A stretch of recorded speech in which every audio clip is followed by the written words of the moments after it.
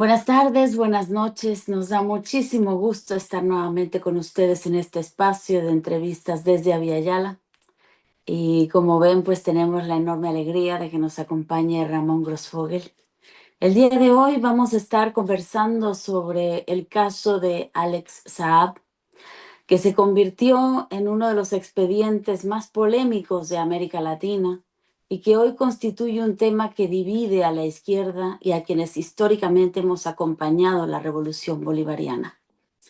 Es un tema que hoy nos lleva al límite en el posicionamiento frente a las decisiones que ha tomado el liderazgo bolivariano desde el 3 de enero, el día del secuestro del presidente Nicolás Maduro. Hemos invitado a Ramón Grossfogel para reflexionar sobre estas repercusiones que se vienen a partir de la entrega de Alex Saab para el futuro inmediato de la revolución. Vamos a plantear algunos escenarios, algunas hipótesis y, bueno, un recorrido por todo el caso y los francos peligros que embarga esta decisión. Bienvenido, querido Ramón. Muchas gracias por la invitación nuevamente. Y bueno, yo quiero como empezar por el tema de quién es Alex Saab. Bueno, Alex Saab es un empresario. Eso es lo primero que tenemos que entender. Es un empresario. Él está como empresario, busca hacer ganancia. Bien. Yo creo que hay una falsa imagen que se construyó a partir de un relato que se hizo eh, desde la Revolución Bolivariana, que yo creo que, bueno, que hay que preguntárselo y cuestionarlo, y es el relato de que él es un héroe de la patria. ¿Bien? No hay duda que la Revolución Bolivariana durante su periodo, el periodo de los más difíciles, que era el periodo de las sanciones, periodo de el primer momento de las sanciones donde Venezuela todavía no tenía soberanía alimentaria y donde dependía mucho de la importación, del 90% de lo que comían lo importaban, las medicinas, importación de medicina, la venta del petróleo estaba en el piso y entonces había que desbloquear ese bloqueo, ¿no? De poder vender petróleo, poder importar medicina, poder importar comida. Y en ese contexto, la Revolución Bolivariana hizo relaciones y alianzas tácticas con empresarios, ¿bien? Cosa que yo no moralizo, yo no digo que eso esté mal, ¿bien? Eso quiero aclararlo. Yo no estoy moralizando con que se haya acudido a empresarios para tratar de torear el bloqueo y las sanciones para producir y reproducir la vida, ¿no? Entonces... En ese momento, uno de los empresarios más importantes de ese proceso, que ayudó mucho a Venezuela a importar comida y medicina, fue Alex Saab. Alex Saab, como empresario, no estaba haciendo una contribución altruista. ¿Bien? Sí, no era caritativa. No era caritativa la relación, era una relación de costo-beneficio. Él estaba beneficiándose de las sanciones, del sufrimiento del pueblo venezolano ante la agresión imperial, se beneficiaba en el sentido de que le daba a él una oportunidad de inversiones y de enriquecimiento que él no tenía antes. O sea, él se hizo multimillonario, hay que decirlo, multimillonario. Él no era multimillonario, era millonario, pero no era multimillonario hasta el momento en que se metió a invertir en Venezuela con respecto al tema de las sanciones. Él compraba comida barata en el mercado internacional y la importaba a Venezuela, la vendía a Venezuela. Hay que decir que también estaba metido en programas de vivienda, donde tenía inversiones ahí, importaba materia de construcción del exterior para construir vivienda en Venezuela, tenía un negocio. En muchas de esas operaciones hubo investigaciones fiscales, investigaciones de corrupción,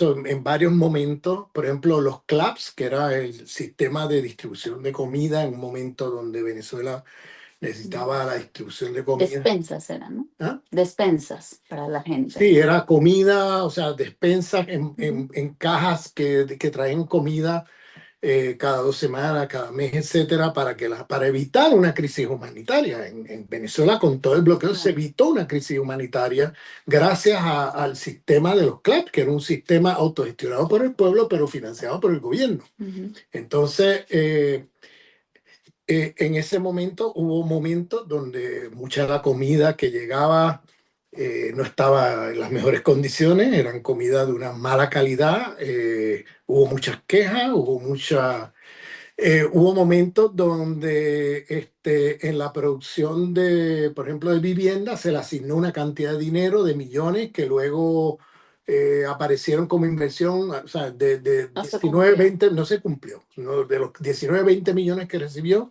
eh, no se ejerció. no se ejerció, aparecieron 3 millones, ¿no? Ah, ¿Dónde se fue el otro dinero? No se sabe. Bueno, y se hizo multimillonario. Cuando digo multimillonario es que hizo cientos de millones de dólares en estas operaciones. Entonces, yo siempre tuve una mirada crítica a eso porque se le vendió como un héroe de la patria. Él no estaba haciendo nada altruista. O ujú. sea, una cosa es que agradecemos que él o sea, haya hecho esa alianza táctica, ¿verdad? Y que Venezuela lo usa para poder sobrevivir. Otra cosa es llamarlo héroe de la patria, porque él no estaba haciendo nada heroico, lo que estaba haciendo era Un un negocio muy negocio jugoso. muy lujoso, a expensas de la situación de ataque imperial Claro. de Estados Unidos. Entonces, por eso la campaña que luego se hizo como un héroe de la patria y todo eso, que se hizo después, ahora discutiremos eso, cuando es secuestrado desde Cabo Verde, es una campaña que yo creo que distorsionó mucho la figura de este personaje. Claro. Eh, por otro lado, también es una persona que hay que decirlo también, que estaba colaborando con agencias de inteligencia del imperio. Pero eso lo discutimos más adelante. Sí, yo creo que esto es muy importante, o sea, como enmarcar este personaje en la figura real, ¿no? Que era un empresario.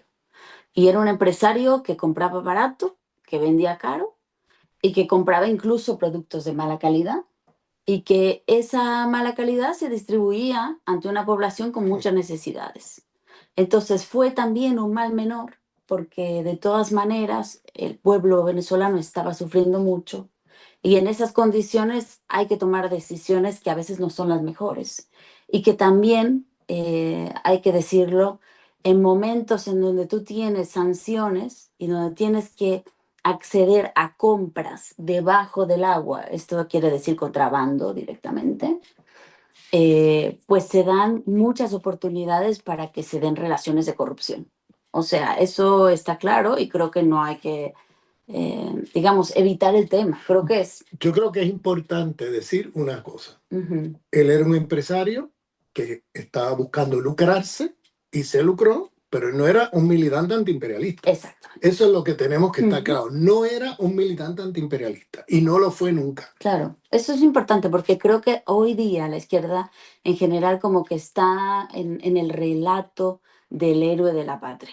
Y entonces por eso como que muy rápidamente se va al tema de la traición, porque parece ser como si se hubiese entregado a alguien que es reconocido como héroe y que ahora pues es desechado en un contexto muy difícil de comprender. Entonces eso es lo que queremos como ir dando luz. Yo quisiera a continuación hacer una pequeña cronología de estas detenciones, ¿no? En primer lugar, se da una detención en Cabo Verde el 12 de junio del 2020. Saab fue detenido cuando su avión hizo una escala para cargar combustible y esta captura ocurrió por una orden de Estados Unidos. Entonces, ahí se lo acusaba directamente de lavado de dinero, pero también de haber roto las sanciones que había impuesto el imperio.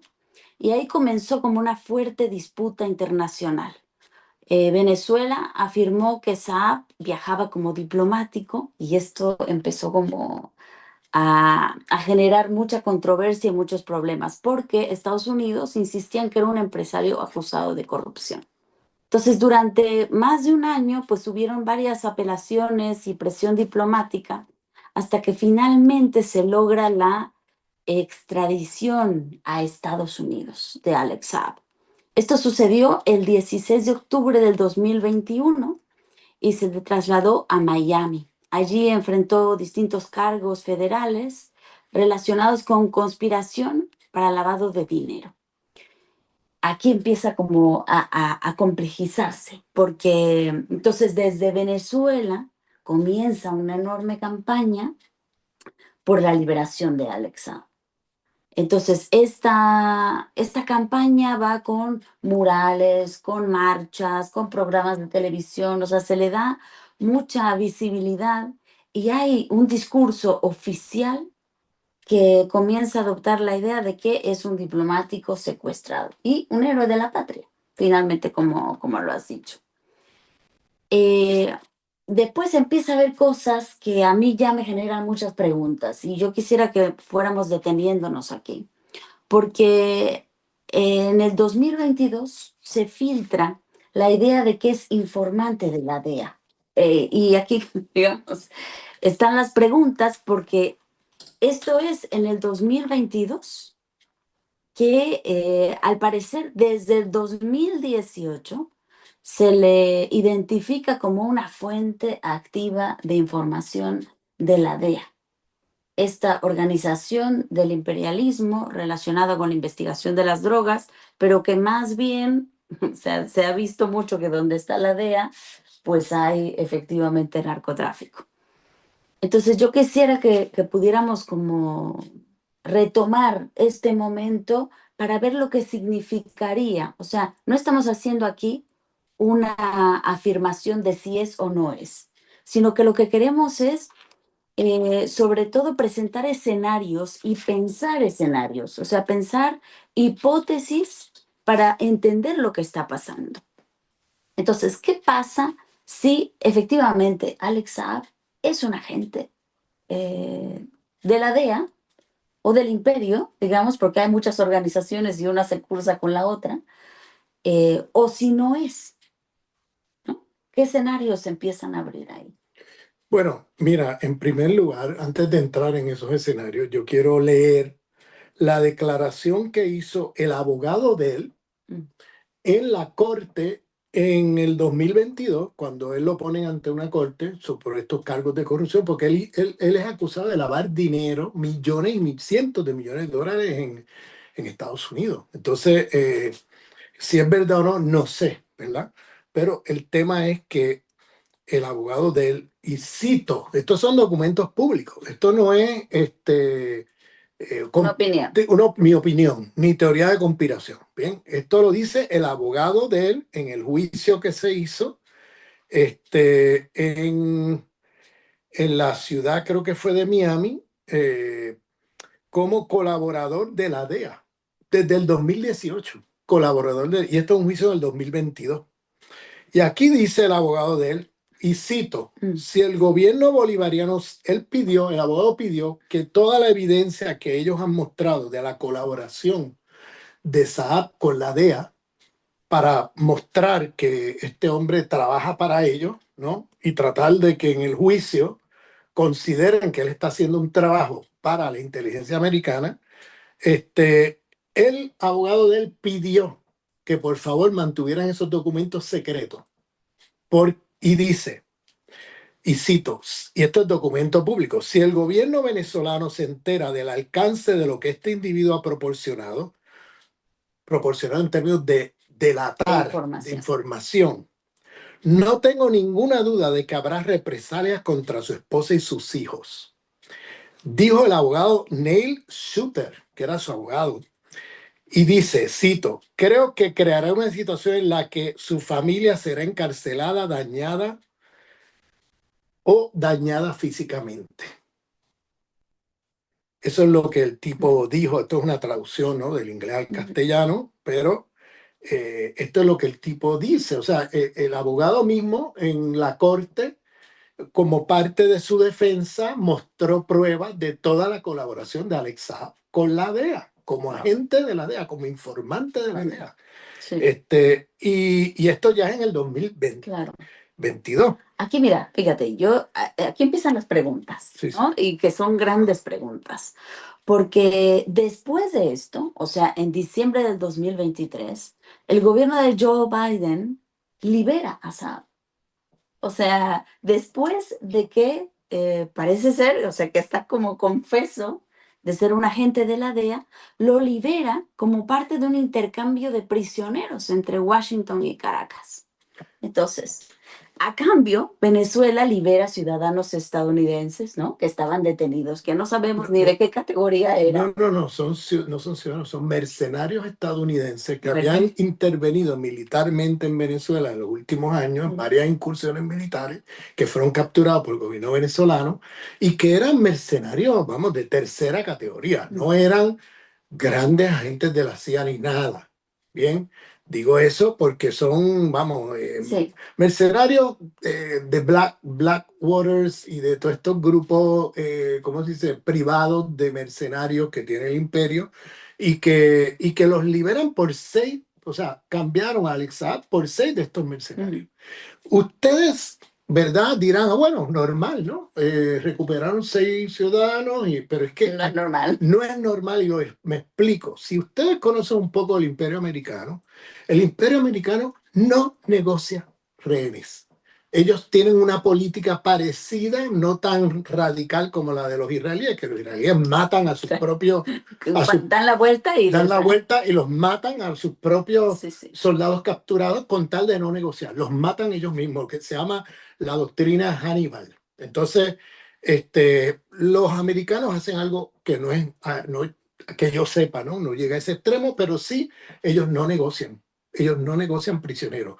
Imagínate, no negocian altos agentes que han sido capturados, van a negociar 6 mercenarios de tercera categoría de una compañía privada. O sea, no hace ningún sentido, no guarda proporción. Los franceses, en cambio, el imperialismo francés, si un francés de a pie de la calle es capturado en un secuestro en África, los franceses se mueven y pagan una millonada por sacar al ciudadano de a pie. Eso hay que decirlo. El imperialismo francés en África es terrible, es una máquina de asesinato, pero cuando se trata de sus ciudadanos, aún el de a pie, pagan una millonada y lo canjean por lo que sea. Los americanos no hacen eso. Por eso a mí me tomó de sorpresa y fue muy sospechoso ese canje que hubo en ese momento por 6 mercenarios que para el imperio les vale, ¿entiendes? Claro. No les vale nada, o sea, para mandar nuevamente al ESAP, al exterior, lo, pues, Y la otra es porque, digamos, después de toda esta información de la DEA, ¿cómo es que, o sea, son preguntas que nos estamos haciendo? ¿Por qué es que Maduro lo recibe públicamente como un héroe? como un héroe de la patria. Y que además lo nombra ministro de Industrias y de Producción Nacional. Sí. O sea, eso es como, se presenta su llegada como una victoria política. Entonces, ¿por qué? ¿Por qué se da eso? O sea, son preguntas. Mira, No sé si tú las puedes responder. yo no tengo respuestas así claras. Sí te puedo decir que esto era una información pública, que había gente en Venezuela que sabía. Y ¿Será que no lo creyó, quizá? eso es lo que te quería decir, que yo, vamos, lo que escuché, pero no puedo afirmar que sea necesariamente así, pero escuché de que él no creyó en esta versión de que este hombre sea un agente, ¿no? Un informante de la inteligencia americana. Él no lo creyó.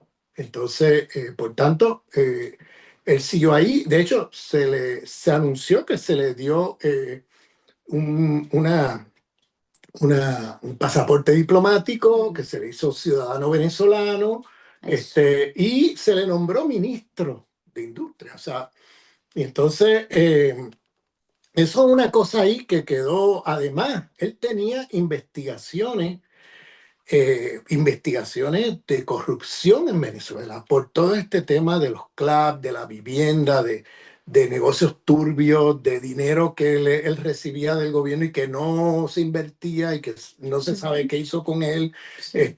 Tenía muchas grietas por ahí, que aparentemente esas investigaciones como que se paralizaron por un tiempo, y no, como que no se le dieron seguimiento. No sé si por instrucciones de arriba, de no darle seguimiento a eso, tapar eso, o no sé por qué no se le dio seguimiento. Pero hoy, en la conferencia de prensa que hizo Diosdado Cabello sobre SAP, él reconoce públicamente que hay investigaciones fiscales abiertas contra él, contra Saab Mm. en Venezuela. Él lo reconoce públicamente y es una cosa que ya se sabía, que no es una cosa, vamos, no es una novedad, pero reconoce que había, lo cual levanta otras preguntas que me imagino que más adelante Claro. tocaremos, ¿no? Sí, tocaremos, pero yo creo que vale la pena aquí decir también que no tiene ningún No sentido tiene ningún sentido, que lo hayan deportado claro, cuando hay ciertos asuntos pendientes y exacto. investigaciones abiertas en Venezuela. Exactamente. Ese argumento que hace Diosdado Cabello precisamente apunta a decir por qué lo entregas a Estados Unidos, la pregunta que yo me hice, si tiene ya cargos de corrupción dentro de Venezuela, investigaciones de corrupción en diferentes áreas Que tiene que que pagar. tiene que enfrentar, Claro. la Corte y los tribunales venezolanos. ¿Y por qué no lo procesan ahí? ¿Por qué lo mandan y lo deportan a Estados Unidos? Dicen que lo deportan, que eso es otra discusión Sí, legal que vamos tendremos sí. en los próximos minutos, pero es muy raro este planteamiento que hace Diosdado Cabello, donde por un lado reconoce que hay investigaciones abiertas de corrupción y de temas de dinero que no aparece y cosas de esas con este individuo, pero al mismo tiempo Ujú. lo soltaste, se lo entregaste al imperio. Para que Entonces, otro lo procese. para que otro lo procese y tú no lo procesas en tu país, una cosa rara. Y lo otro raro es que él reconoce también que este hombre, que el abogado de él Ah, sí. reconoce, o sea, ha dicho públicamente que tiene Nexos con la DEA. nexos con la DEA, de informante de la DEA, Sí. de informantes de agencias de inteligencia, lo dice así, ya no con la DEA, dice de agencias de inteligencia, o sea, lo dice así Diosdado Cabello hoy. Y también me hago la pregunta, entonces, ¿por qué se lo entrega? O sea, de agencias de inteligencia de Estados Unidos. Claro. Entonces, ¿por qué se lo estás A entregando las agencias a la de agencia de inteligencia. inteligencia de los Estados Unidos? O Exacto. sea, ¿por qué lo estás entregando allí? O sea, estas son preguntas Sí, que nos hacemos. que nos hacemos porque no parece una contradicción Sí, que no entendemos porque sí, no se dio más información. Eso fue todo lo que dijo él. sí. Además de otras cosas que discutiremos ahora Sí. sobre el tema de ciudadanía, deportación. Claro, claro. Y bueno, creo que hay que apuntar, ¿no? Cómo este caso ha dado un giro totalmente inesperado en este 2026, porque después de haber sido nombrado ministro de Industrias y haber sido, ¿sabes?, como tratado como un héroe de la patria, hoy vuelve, ¿no? Después del 3 de enero, donde se da el secuestro de Nicolás Maduro, el 16 de enero Saab es separado de su cargo como ministro de Industria. Entonces, después, al parecer, porque esto no es una información que no está del todo confirmada, al parecer en febrero es detenido en Caracas. Y aquí siguen las preguntas, porque se ha filtrado también información, pero bueno, sabemos que los medios de comunicación están llenos de fake news y por eso somos como cuidadosos de decir tal parece, ¿no? Es una hipótesis, pero son preguntas que creo que es lícito hacerse. Que ha sido detenido en un operativo conjunto entre el SEBIN y alegadamente el FBI también. Nuevas preguntas, ¿no? Sí, porque mira, el SEBIN obviamente es el aparato de inteligencia vamos, del Estado venezolano, muy bien. Y me parece, bueno, eso de que fue arrestado, él está arrestado hace 3 meses. Mucha gente no lo sabe. La gente piensa que lo capturaron, lo montaron a un avión y se lo llevaron. No, no, él está hace 3 meses arrestado, bajo arresto por el Estado venezolano. Ujú. Ahora, lo que se dice es que el arresto fue tanto el SEBIN como el FBI. Entonces yo ahí levanto la pregunta. eh, ¿Cómo que el FBI participó en el arresto de este señor? Porque yo que vengo de una colonia de Estados Unidos y que vengo de los Estados Unidos, te puedo decir que el FBI, la jurisdicción del FBI es dentro del territorio americano. Hay una división de trabajo entre el FBI y la CIA.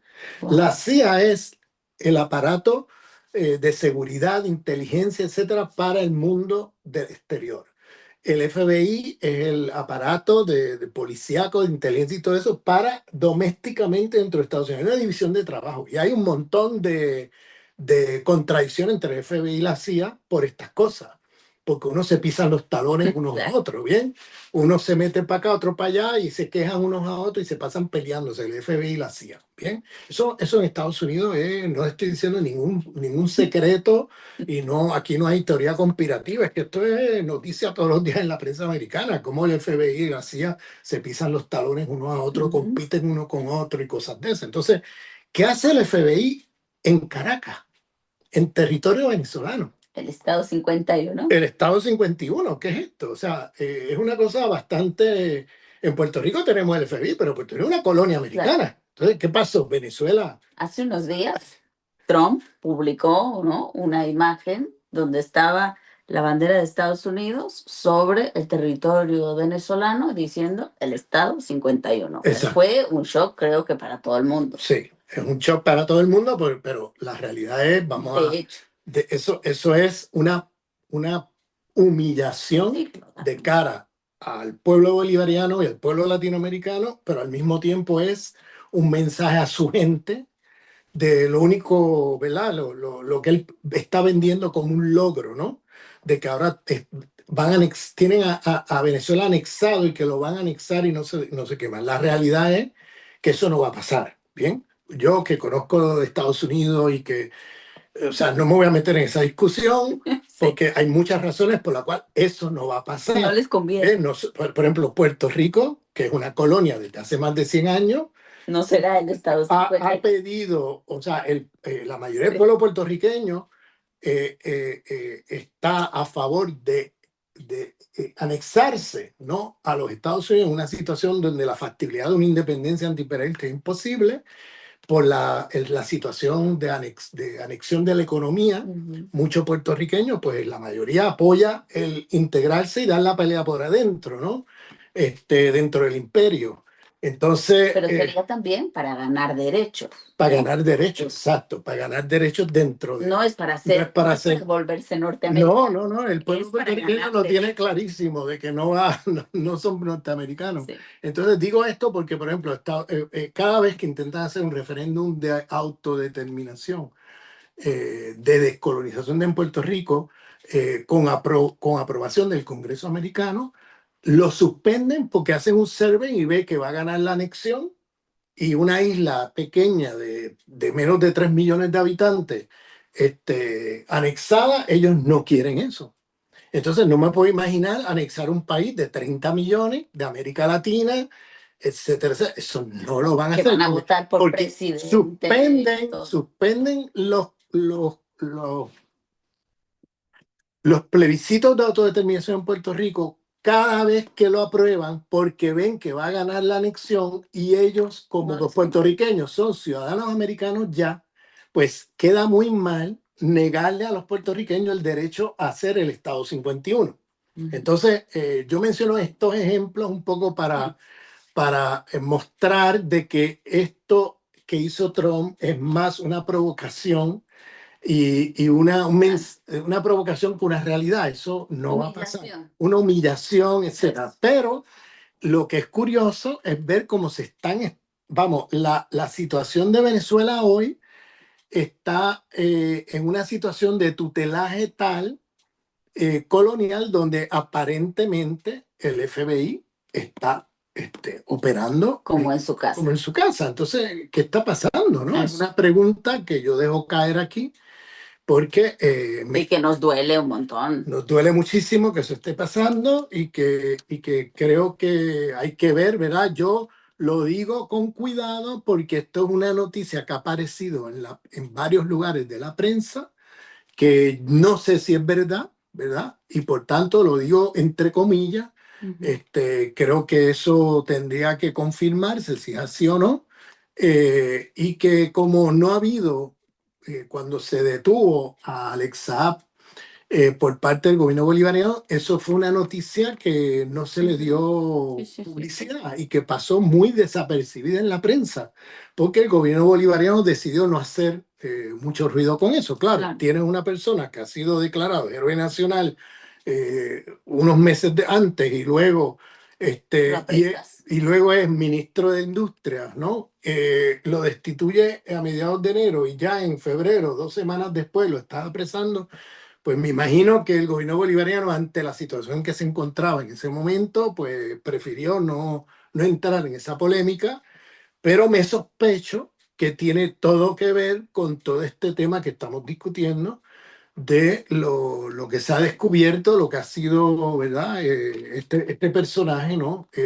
Claro. Que ha sido un informante de agencias de inteligencia de los Estados Unidos, como la DEA, y a saber de qué otras, ¿no? Que ha sido una persona que tiene, vamos, tiene, donde quiera que pasa por el mundo, deja rastros de corrupción. Sí, bueno, hay Tiene casos, investigaciones investigaciones en Panama Papers, en Panamá, en en México. Colombia, en México, en Italia, Ujú. en Ecuador. Bueno, el tipo tiene por un rastro de corrupción, Sí, investigaciones impresionantes por todo el mundo, sí, ¿sabes? sí, sí.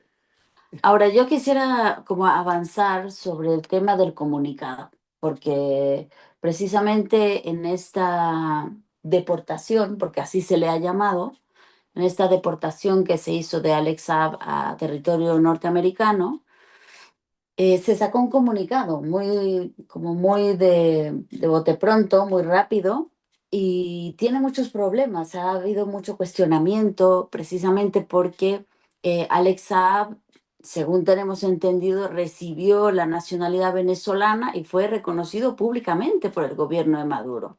Como, primero como ciudadano venezolano, como diplomático, como enviado especial y bueno, finalmente como ministro de Estado.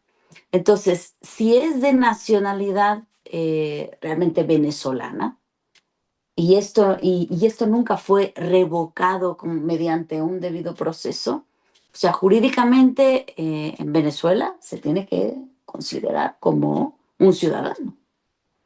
Entonces, siendo así, pues tendría que ser reconocido como colombo venezolano, por ejemplo. Pero en el comunicado simplemente se hace alusión al tema de su nacionalidad colombiana y en ese sentido, pues se le deporta, es lo que se dice, ¿no? La deportación como tal es una figura de derecho migratorio aplicable para extranjeros.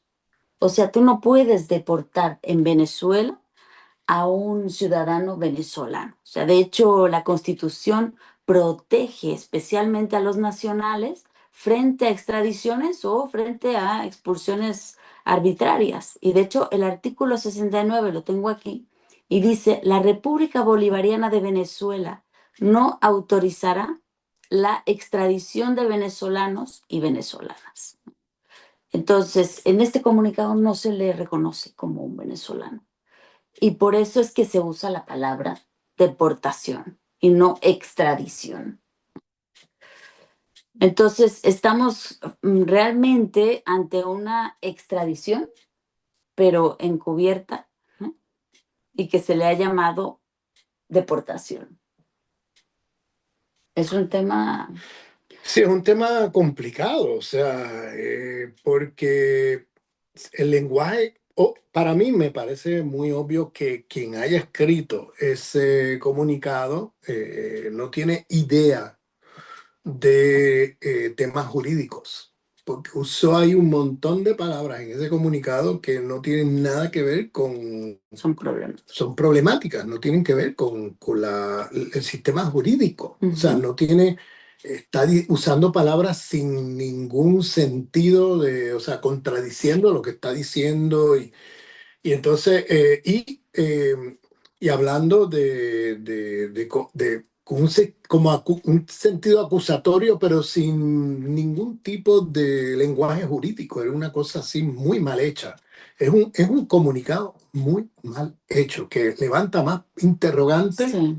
que dar respuestas a la situación. O sea, lo que hace es levantar una ola de cuestionamientos. ¿Cómo estás tú extraditando a alguien que ha sido ciudadano venezolano, ¿no? Que así lo han nombrado porque le dieron pasaporte diplomático y todo eso? Al menos eso se dijo públicamente. Que hoy Diosdado dijo otra Que cosa. hoy Diosdado en la conferencia de prensa dijo lo opuesto, dijo que ese señor entró con un documento en el 2004 a Venezuela, con un documento aparentemente falso, incluso como colombiano, o sea, un documento falso, y que luego nunca fue venezolano y eso contradice eso que dijo Diosdado hoy, lo que se dijo en el pasado, que se le otorgó un pasaporte venezolano diplomático y que lo nacionalizaron como ciudadano venezolano. Bueno, fue nombrado ministro de Venezuela, ministro de Industria por Nicolás Maduro.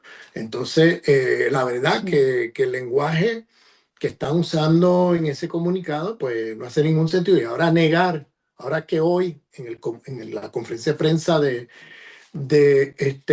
Diosdado Cabello, donde tocó el tema de Saab, de la deportación de Saab, pues deja mucho que decir porque está diciendo lo opuesto que lo que el gobierno bolivariano estaba diciendo en los últimos años, que era un ciudadano. Porque si es ciudadano venezolano, eso tiene implicaciones jurídicas. Tú no lo puedes deportar de acuerdo a la constitución venezolana.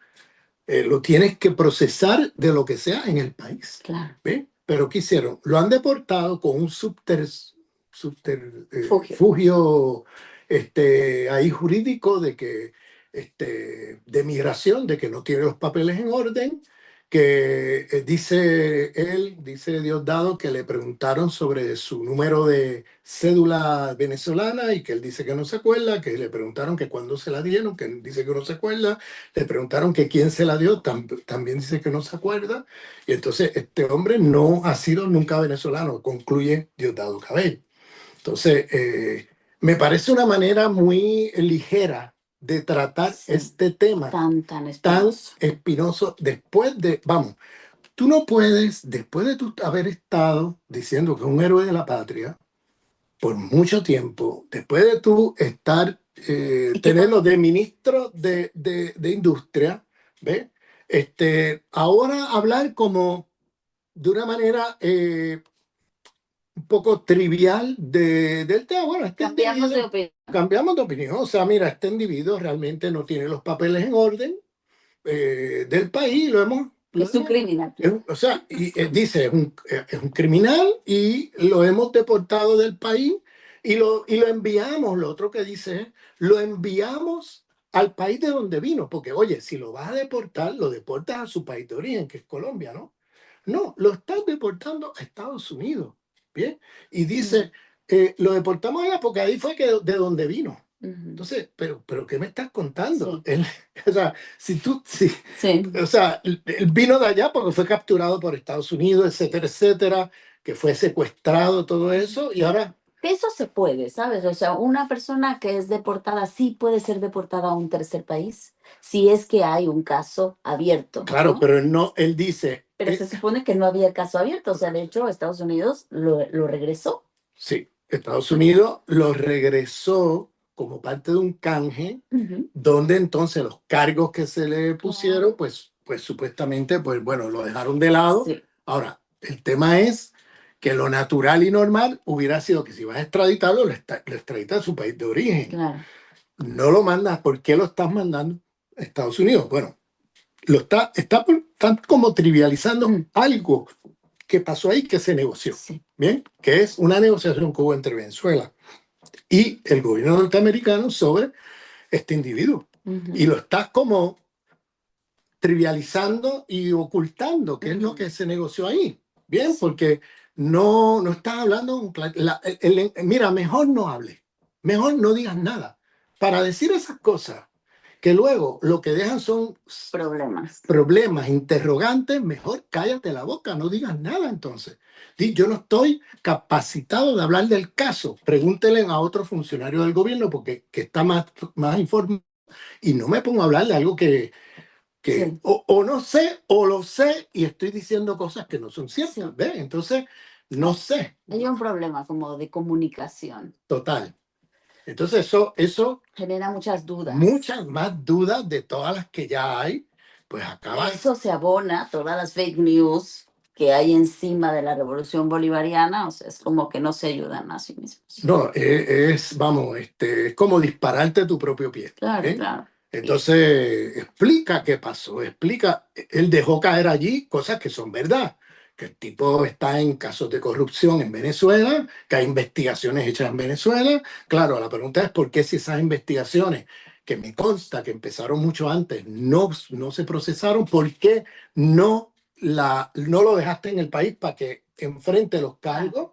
Reconociendo que hay casos, acusaciones serias de corrupción sobre este individuo, porque si es un individuo que tú mismo reconoces que tiene, ha estado el propio abogado de él, ha dicho públicamente que es un informante de agencias de inteligencia, porque si tú dices eso, ¿por qué entonces no lo procesas en el país? ¿Y por qué lo acoges y lo conviertes en ministro?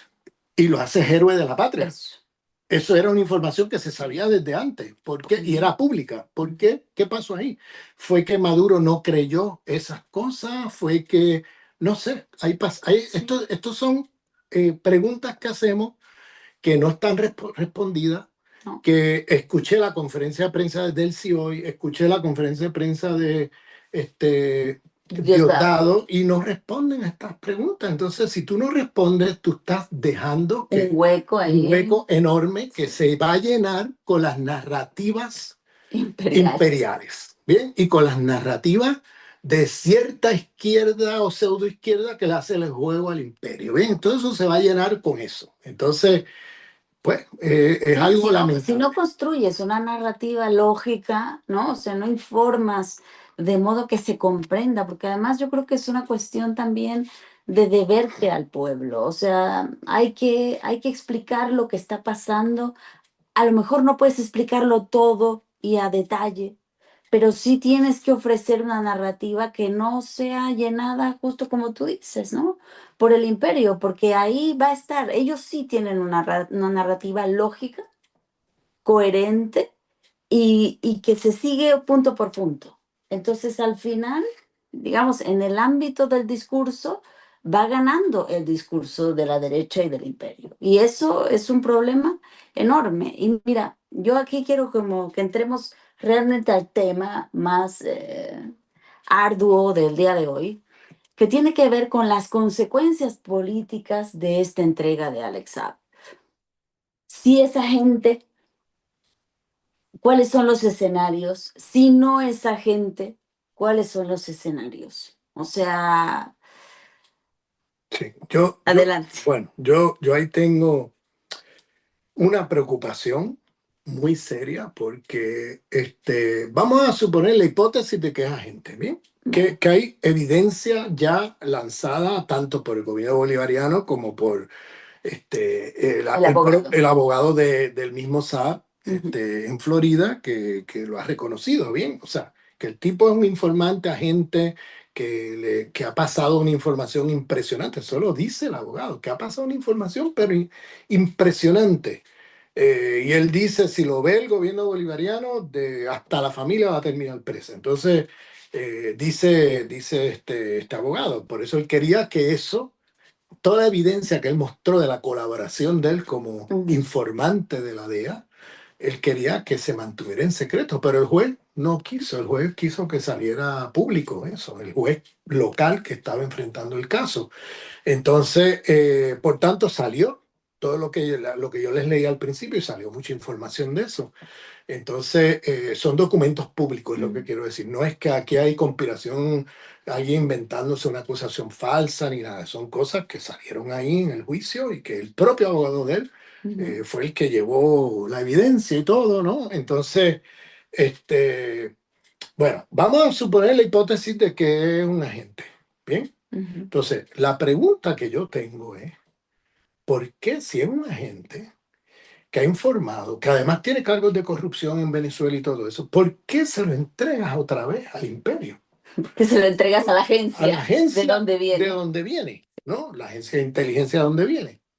O sea, ¿por qué vuelves y lo devuelves para allá? Porque Que va a llevar información. que va a llevar mucha información y que además, y aquí viene mi preocupación, y es el juicio contra Nicolás y Cilia. O sea, ¿qué va a pasar ahora? Porque la CIA, pues yo no dudaría que sentara a ese señor con todo lo que él ya sabe, más todo lo que se van a inventar. Claro. Es el personaje perfecto para sentarle una silla de testigo contra Nicolás Maduro. El caso de Maduro y Siria es un caso muy débil, no tiene muy poca evidencia, pero si tú traes a un señor como Alex Saab, que sabe mucho de los entramados de romper bloqueo, de dinero, de aquello, de los otros, Y ya que se lo ha construido como un testaferro de Maduro. es Eso es lo que hace. exactamente, se ha dicho que es un testaferro de Maduro en el exterior, todo eso, pues obviamente tú vas a llevar a este señor de testigo, ¿no? Si es un agente de la CIA, va a ir de testigo a declarar contra Va a cumplir su misión. su misión, la va a cumplir, va a ir a declarar y va a decir lo que es verdad y lo que no es verdad. Acordémonos de algo, en los Estados Unidos, porque él entra como ciudadano colombiano. En los Estados Unidos, cuando tú dices, y esto es un prejuicio, obviamente, pero es un prejuicio que funciona en la opinión pública americana. Decir colombiano es decir narcotraficante. Esto es un prejuicio brutal que tienen en Estados Unidos, pero eso es así. Guste o no nos guste. Tú pones una persona como Alexa, multimillonaria, que tiene todos estos entramados de corrupción por todo el mundo, ¿bien? Y que es multimillonario, que tiene propiedades por el planeta entero, y lo pones de testigo y dices que es colombiano, pues no, colombiano es narcotraficante, ¿no? Entonces, la evidencia que le faltaba al imperio la pueden llenar con esto fácilmente, ¿bien? En el cargo de Maduro, de que Maduro es un narcotraficante. Exactamente. El jefe de De los que, no, narcotraficantes. bueno, no es jefe de los soles porque quitaron ese cargo, pues entonces es falso. Es que todo es falso. Lo Todo que es pasa es, falso. toda esa Lo acusación, pueden volver a reconstruir. pero lo que van a hacer es crear entonces el testigo estrella. Tú le has entregado al imperio el testigo estrella que va a sepultar a Maduro y a Cilia Flores en las cárceles estadounidenses. Cancelado. Yo quiero declarar que eso está. Yo espero, oye, yo espero equivocarme, yo espero que lo que yo esté diciendo aquí nunca pase, ¿verdad? Pero es que es riesgoso esto que han hecho. Es Porque muy además el riesgoso. imperio va a Sí, toda velocidad. O sea, a toda velocidad. pensando Sí. mucho antes de Pensando lo que en adelante. Entonces, uno tiene que pensar en adelante. Mucha de la gente que yo escucho ahora defendiendo a Alex Saab, lo están defendiendo por las razones equivocadas, ¿bien? de que es un héroe de la De que es un patria. héroe de la patria, que todo esto. Yo no lo defiendo, ¿verdad? Yo no defiendo a Alex Saab, ¿verdad? Por las razones que ya hemos hablado aquí. Yo simplemente estoy llamando la atención a algo que no se está diciendo, ni siquiera por esa gente que critican esta medida diciendo que esto es un héroe de la patria, que han traicionado, que lo han entregado. No, es que lo que veo aquí, no, esa gente no dice esto que estamos diciendo, que esta movida puede tener consecuencias terribles para el juicio contra Nicolás y contra Cilia. Otra vez, yo no sé qué se negoció. A lo mejor el gobierno bolivariano ha negociado algo con el imperio y ha entregado a este tipo con ciertas condiciones, ¿verdad?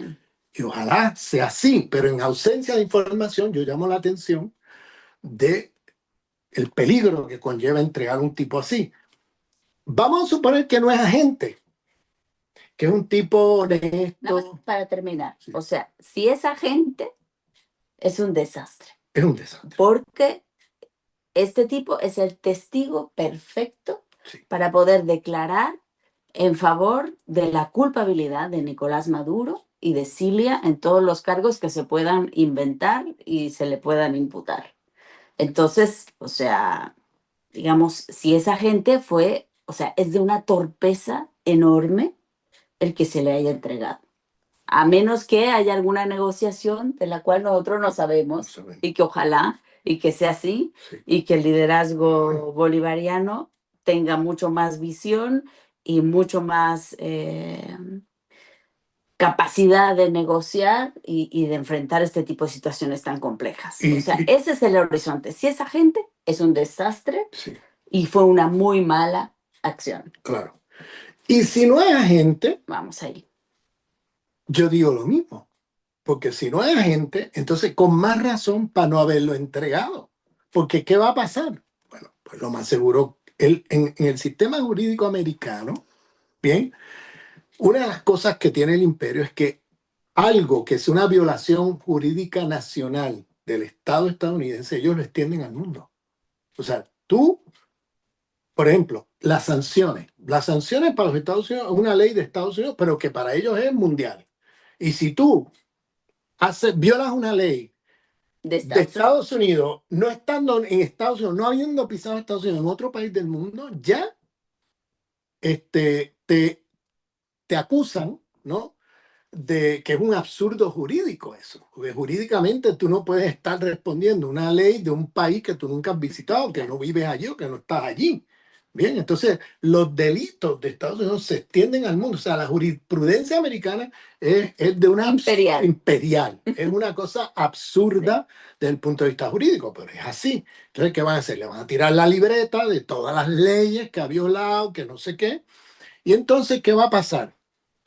Este señor va, esto es otra cosa que también pasa en Estados Unidos, que es que a cambio de que tú testifiques contra un enemigo importante del Estado americano o alguien que ellos quieren encarcelar y botar la llave, te dan un montón de atenuantes para bajarte la sentencia, para que salgas a tiempo, o sea, cumplas menos tiempo, incluso hasta en muchos casos te exoneran o te cambian la identidad y tú te vas a vivir a otra parte de Estados Unidos con otro nombre, con otra identidad, con una pensión de Estados Unidos por tú haber declarado contra una persona que ellos consideran que era importante que se hiciera eso. Y hacen esto, mira, hay muchos casos de agarran un maleante, de verdad maleante, de las cárceles americanas, que tiene una perpetua, que ha matado no sé cuántas personas, que ha robado hasta los clavos de la cruz.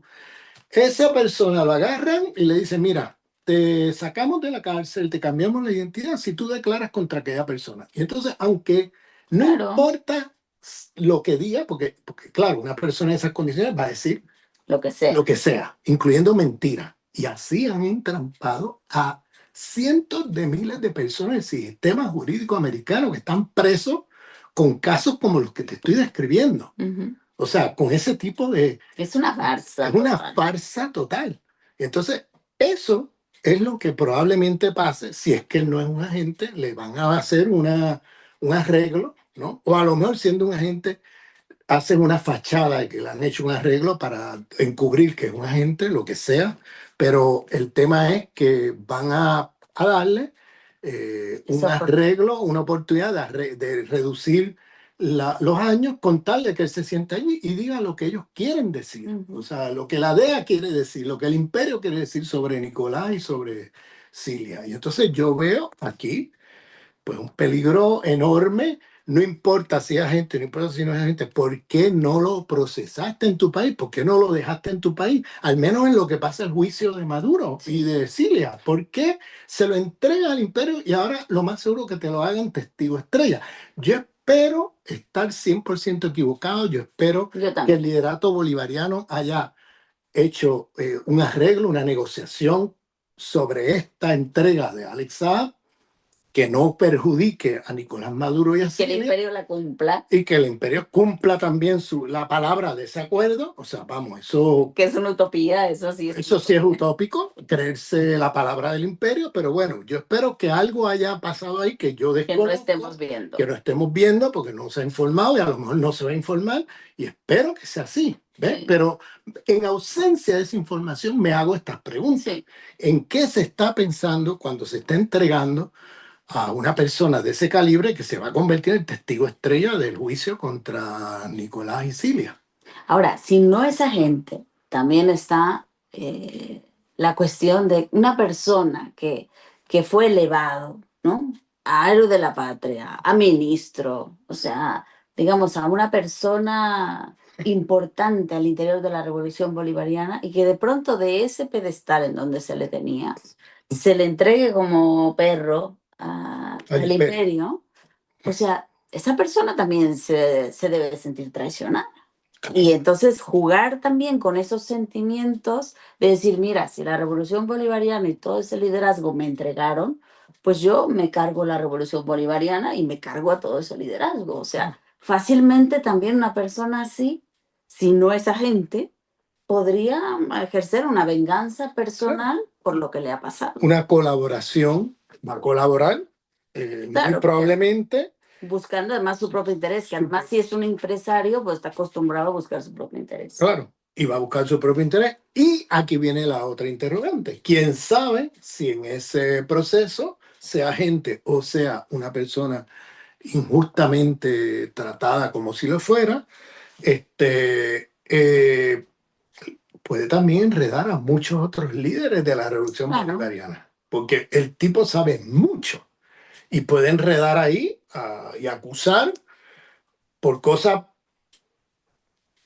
probablemente algunas cosas ciertas y otras que son falsas. Claro. Y la mayoría van a ser falsas. Entonces Y no hay manera de distinguir y no hay qué es falso y que es qué verdad. verdadero. Entonces puede ahí procesar a líderes actuales que están ahí Sí, claro. en Venezuela con falsas acusaciones. Con fraude, con corrupción, con cuánta cosa. narcotráfico. Porque una de las cosas que él sí le dijo a la DEA, que eso salió en el juicio, es que él dice que él sobornó a funcionarios y líderes de la revolución Pues, bolivariana. Él sí. dice eso. Entonces él puede decir, pues yo soborné a aquel, el otro,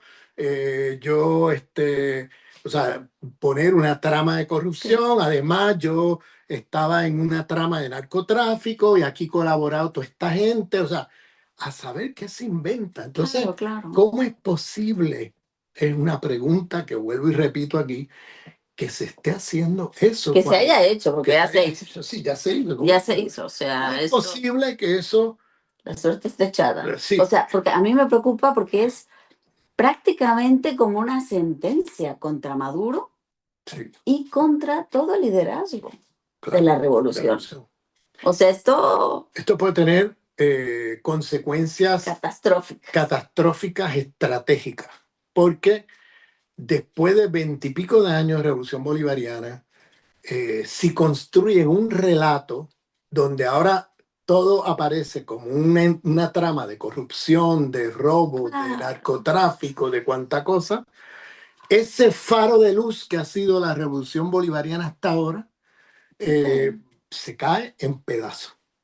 Y mucha gente va a reaccionar de manera negativa. Ante todo, gente que siguió a la Revolución Bolivariana como faro, y ya no te hablo de la gente que nunca creyó en la Revolución Bolivariana. ¿Qué va a pasar ahí? Y eso te estoy hablando de gente del exterior, pero imagínate la gente dentro de Venezuela. Sí, claro. Qué decepción más grande si de momento aparecen todos estos fake news Claro. en tribunales de Estados Unidos con el testigo estrella que no tenían, oye, que no tenían, el caso que tenían contra Nicolás es muy débil. Y entonces tú le estás entregando el testigo estrella al imperio. Para que ahora sí lo construyan de verdad. Ahora sí lo van a construir con mucho más fuerza y con mucho más credibilidad. Y más, el hecho de que sea colombiano en Estados Unidos, tú no tienes idea del impacto que eso va a tener. Cuando haces una acusación de narcotráfico y viene alguien de origen colombiano de testigo, olvídate, porque en Estados Unidos uno más uno es dos. Colombiano, narcotraficante es uno más uno es dos. A veces en los prejuicios del imaginario de ese país, ¿entiendes? Yo vengo de ahí, te puedo decir que es así. Entonces, Y que tiene cola que le pisen. claro, este señor tiene cola que le pisen, mucha cola, y sabe muchas cosas. Entonces él puede, ahí se pueden Mezclar mezclar lo cosas. verdadero con lo falso. Exacto, de una manera que aparenta ser coherente, que aparenta ser Y entonces el señor va a tener credibilidad en estas acusaciones, porque como es colombiano, pues es narcotraficante y por tanto está haciendo una acusación que es verdadera, porque después de todo este es un narcotraficante que está acusando a otro narcotraficante, ¿te fijas? Entonces eso le da mucha credibilidad al juicio. Entonces, pues es algo bueno, lo lanzamos así Sí. como O sea, como pregunta y sin, no quiero, ¿verdad? Otra vez repito, no quiero que descartar otras hipótesis de que a lo mejor claro. la Revolución Bolivariana, el liderato de la Revolución Bolivariana ha hecho otra cosa diferente. O sea, en última instancia no sabemos. No sabemos las razones Sí, por las cuales se ha entregado a Alex Saab. No sabemos si hay negociaciones detrás, pero asumiendo solamente el hecho, ¿no? Ya es sumamente problemático. sí. O sea, le damos de todas maneras el beneficio de la duda al liderazgo. Y Katia, no porque sea un héroe, nosotros nos oponemos a la Sí, entrega de él. O sea, sí, no sí. porque estemos diciendo, este es un héroe de la revolución, que ¿Cómo no lo sé qué. pudieron ¿Cómo entregar? lo pudieron haber entregado? Porque aún si no fuera gente, el tipo era un empresario haciendo dinero, no era un tipo que Y que estaba no en cumplió altruismo, muchos contratos. no Y compró contrato, incumplió muchas cosas, mucho dinero que hizo, que mucho dinero que tampoco se sabe dónde fue a parar. baja calidad en los productos. Totalmente, o sea, hay muchas críticas y Sí. muchas investigaciones que se abrieron de todo esto que hizo este señor allí, con temas de producción de vivienda, con temas de de los alimentos, Claro. con varias cosas. Entonces, si no es agente, igual es un tipo que no es un militante antiimperialista, es simplemente un empresario haciendo dinero y aprovechando una situación como la de Venezuela, de sanciones, para hacer una multimillonada. Entonces, mi crítica no es como alguna gente que dice, no, no, pues es que este es un héroe que lo han vendido, lo han entregado, lo han traicionado. No, este señor no era un héroe de la patria, era un señor que no tenía altruismo ninguno, que se estaba beneficiando, pero mi crítica no es esa. Mi crítica no es que se ha traicionado un héroe de la patria, pues ese señor no era un héroe de la patria. Ese señor era un señor, bueno, muy problemático y con todas estas cuestiones que hemos hablado aquí, desde informante hasta corrupción, hasta de todo, ¿no? Pero Estratégicamente estratégicamente es un es desastre. un desastre. La flexibilidad táctica con astucia y estrategia tiene que tener líneas rojas. Es decir, hay líneas rojas que tienes que tener, porque no puedes estar por flexibilidad táctica cediéndolo todo. ¿Ves? Claro. Una cosa que no puedes estar cediendo es la entrega de SAP. Eso fue una línea roja. Eso es una línea roja que no puedes pasar porque estás poniendo en peligro entonces tu propio liderato y los compañeros y compañeras que tienes allá dentro del imperio secuestrados. Entonces, Puede ser un suicidio. puede ser un suicidio de la revolución. Bolivariana. El hacer eso puede suicidar la revolución porque pueden encauzar a medio mundo y pueden usarlo de pretexto para luego ir por la cabeza de todos. Entonces, vamos, hay líneas rojas que no se pueden pasar. Sí. Que el petróleo lo tiene, bueno, dale el petróleo, pero hay cosas que no puedes negociar. Hay cosas que tienes que tener líneas rojas. Bueno, me tienes la pistola en la cabeza, me tienes que matar, pues mátame. Vamos a resistir aquí y me vas a tener que matar porque yo no voy a hacer esto. ¿No? Hay cosas que hay que decirlo, así como las estamos diciendo aquí. No se puede tener la flexibilidad táctica, no es que everything goes, que cualquier cosa vale. Claro. La flexibilidad táctica tiene que tener criterio Y un programa. y un programa de para dónde tú vas. Sí. Porque tienes que ganar tiempo también para tú prepararte.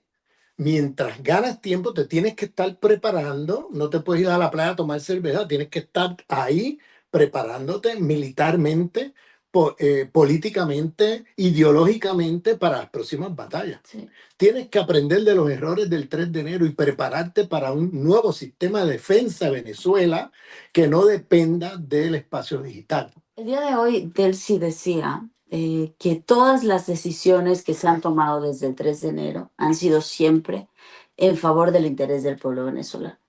O sea, digamos, nosotros queremos darle el beneficio de la duda, pero no vemos por ningún lado cómo es que esta medida pueda ser en favor del pueblo venezolano. O sea, aquí sí que si es agente, si no es agente, No importa, No ¿cierto? importa. O sea, al final es el testigo perfecto y puede cumplir una misión como agente o en venganza por haberlo entregado.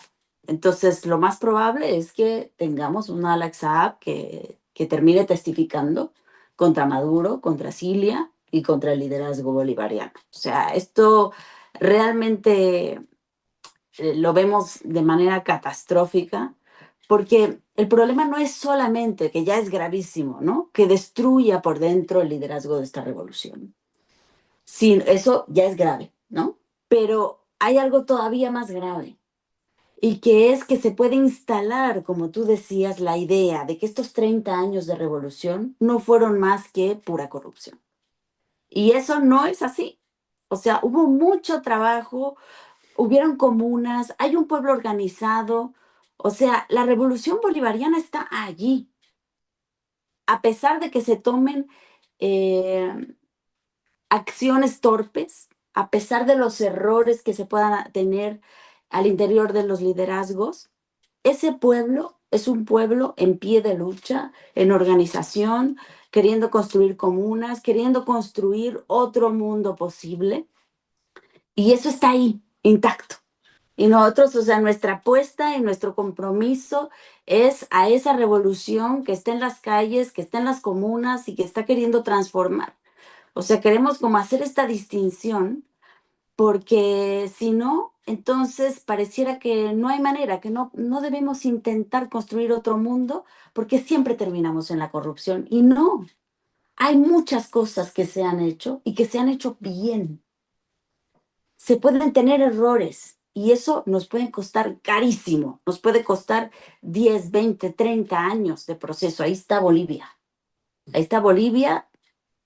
o sea, metida en una represión horrible, con un pueblo que quiere volver a levantarse, pero habiendo perdido el liderazgo. O sea, es una situación de mucha gravedad y que nosotros queremos como lanzar el tema de que no perdamos el horizonte, no perdamos la utopía, no perdamos la confianza de que otro mundo podemos construirlo, de que la política no es solamente la lucha del propio interés y la corrupción y el manejo de fuerzas, sino también el compromiso por la vida y la reproducción de todos. Sí, mira, yo quería decir algo ahí y es que, mira, los logros de la Revolución Bolivariana son enormes.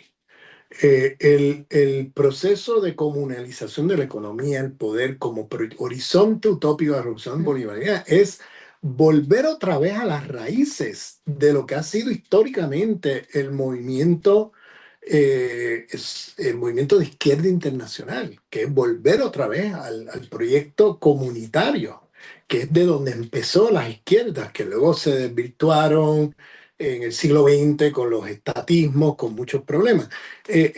Los logros que ha tenido en términos de soberanía alimentaria, en términos de los avances que se hicieron durante muchos años en temas de salud, temas de alfabetización, en temas de elevar la conciencia del pueblo. Por eso es que no han podido con la revolución Exacto, bolivariana, por eso no han podido destruir. Con menos de lo que han hecho en Venezuela, han tumbado gobiernos en el mundo. claro. Pues la hiperinflación fabricada desde Estados Unidos ha hecho que se haya levantado la gente contra gobierno, porque eso es lo que quieren, crear una hiperinflación, devaluando las monedas a través de mecanismos financieros que no aparecen visibles a los ojos del pueblo, y la gente piensa, pues este es el gobierno de turno que hay que tumbar porque es el que nos está creando este problema económico, ¿no?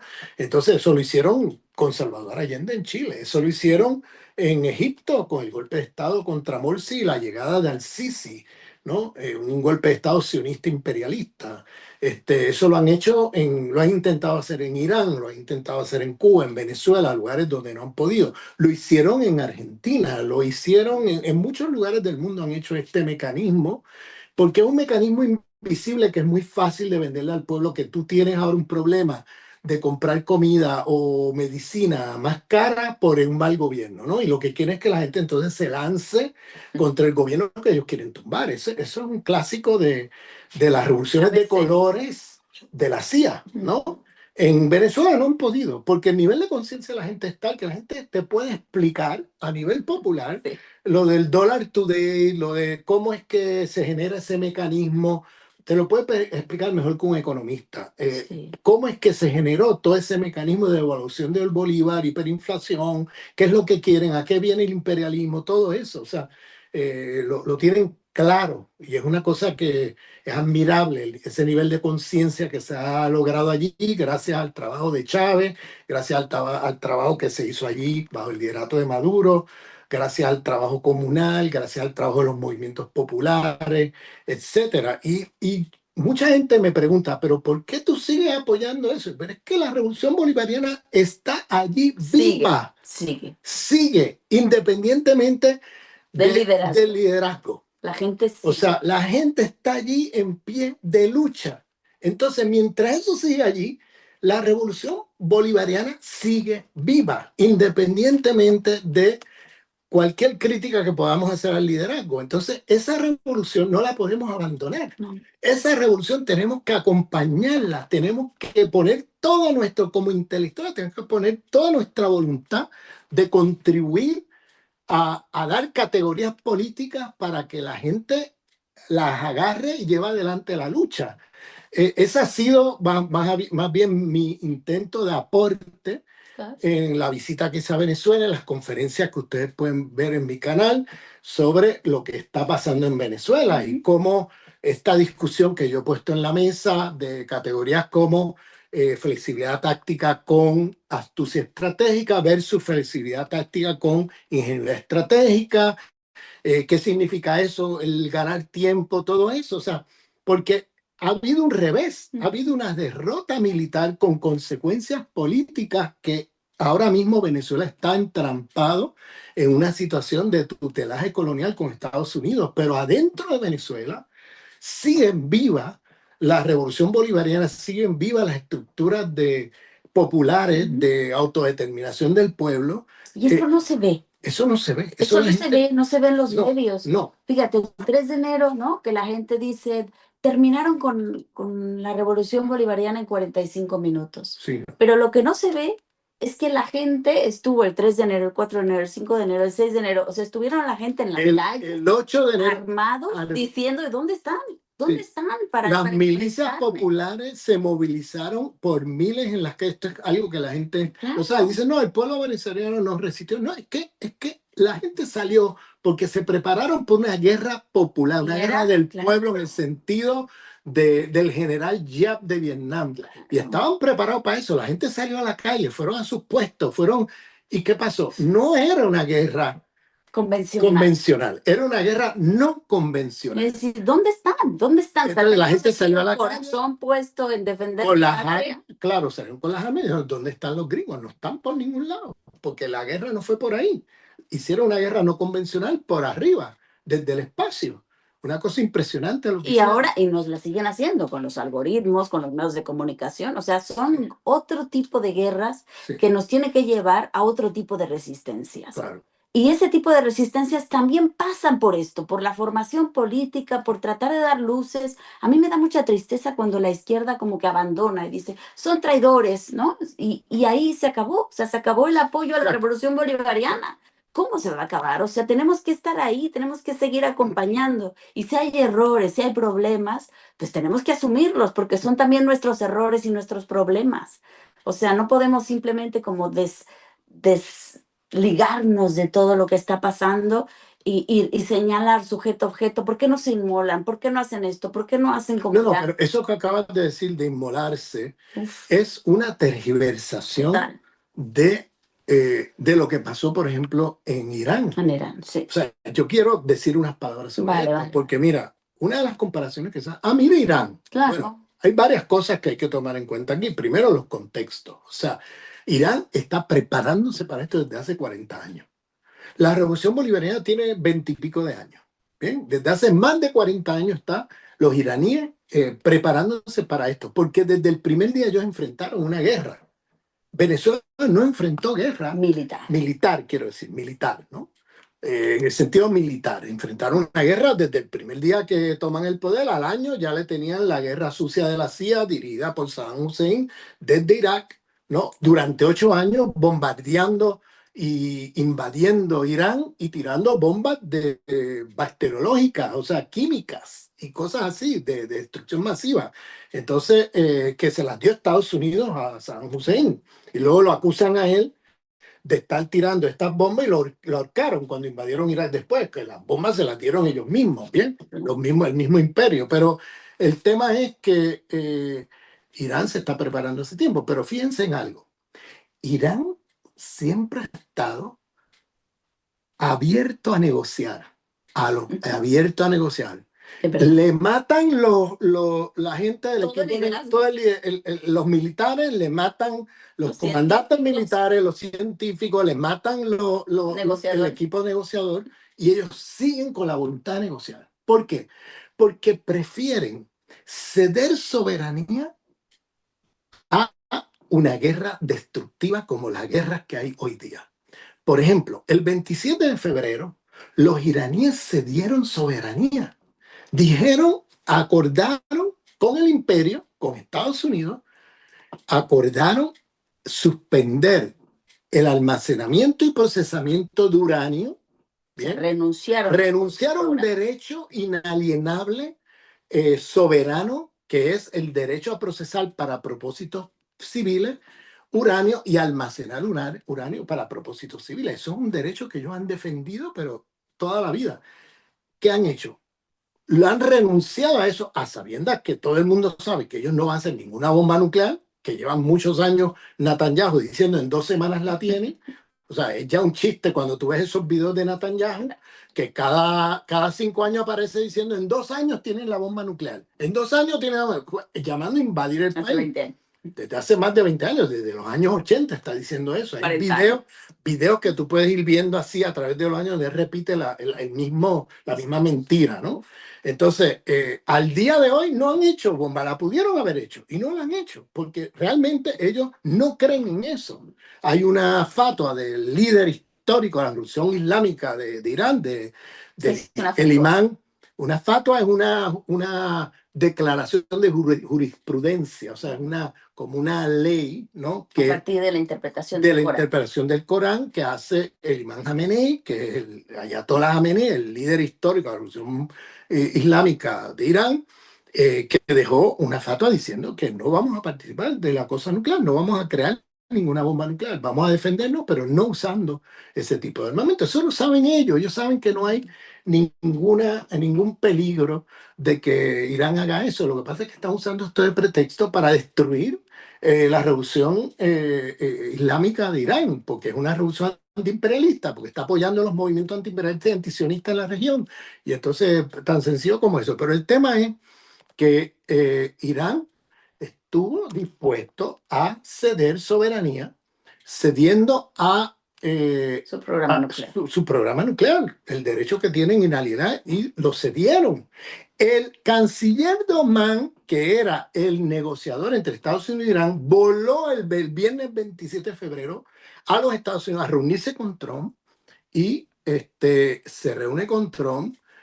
No se pudo reunir con Trump, se reúne con Vance, el vicepresidente, y luego se va a la prensa americana, a la televisión americana, a anunciar que aquí hay un acuerdo histórico, porque se llegó a un acuerdo.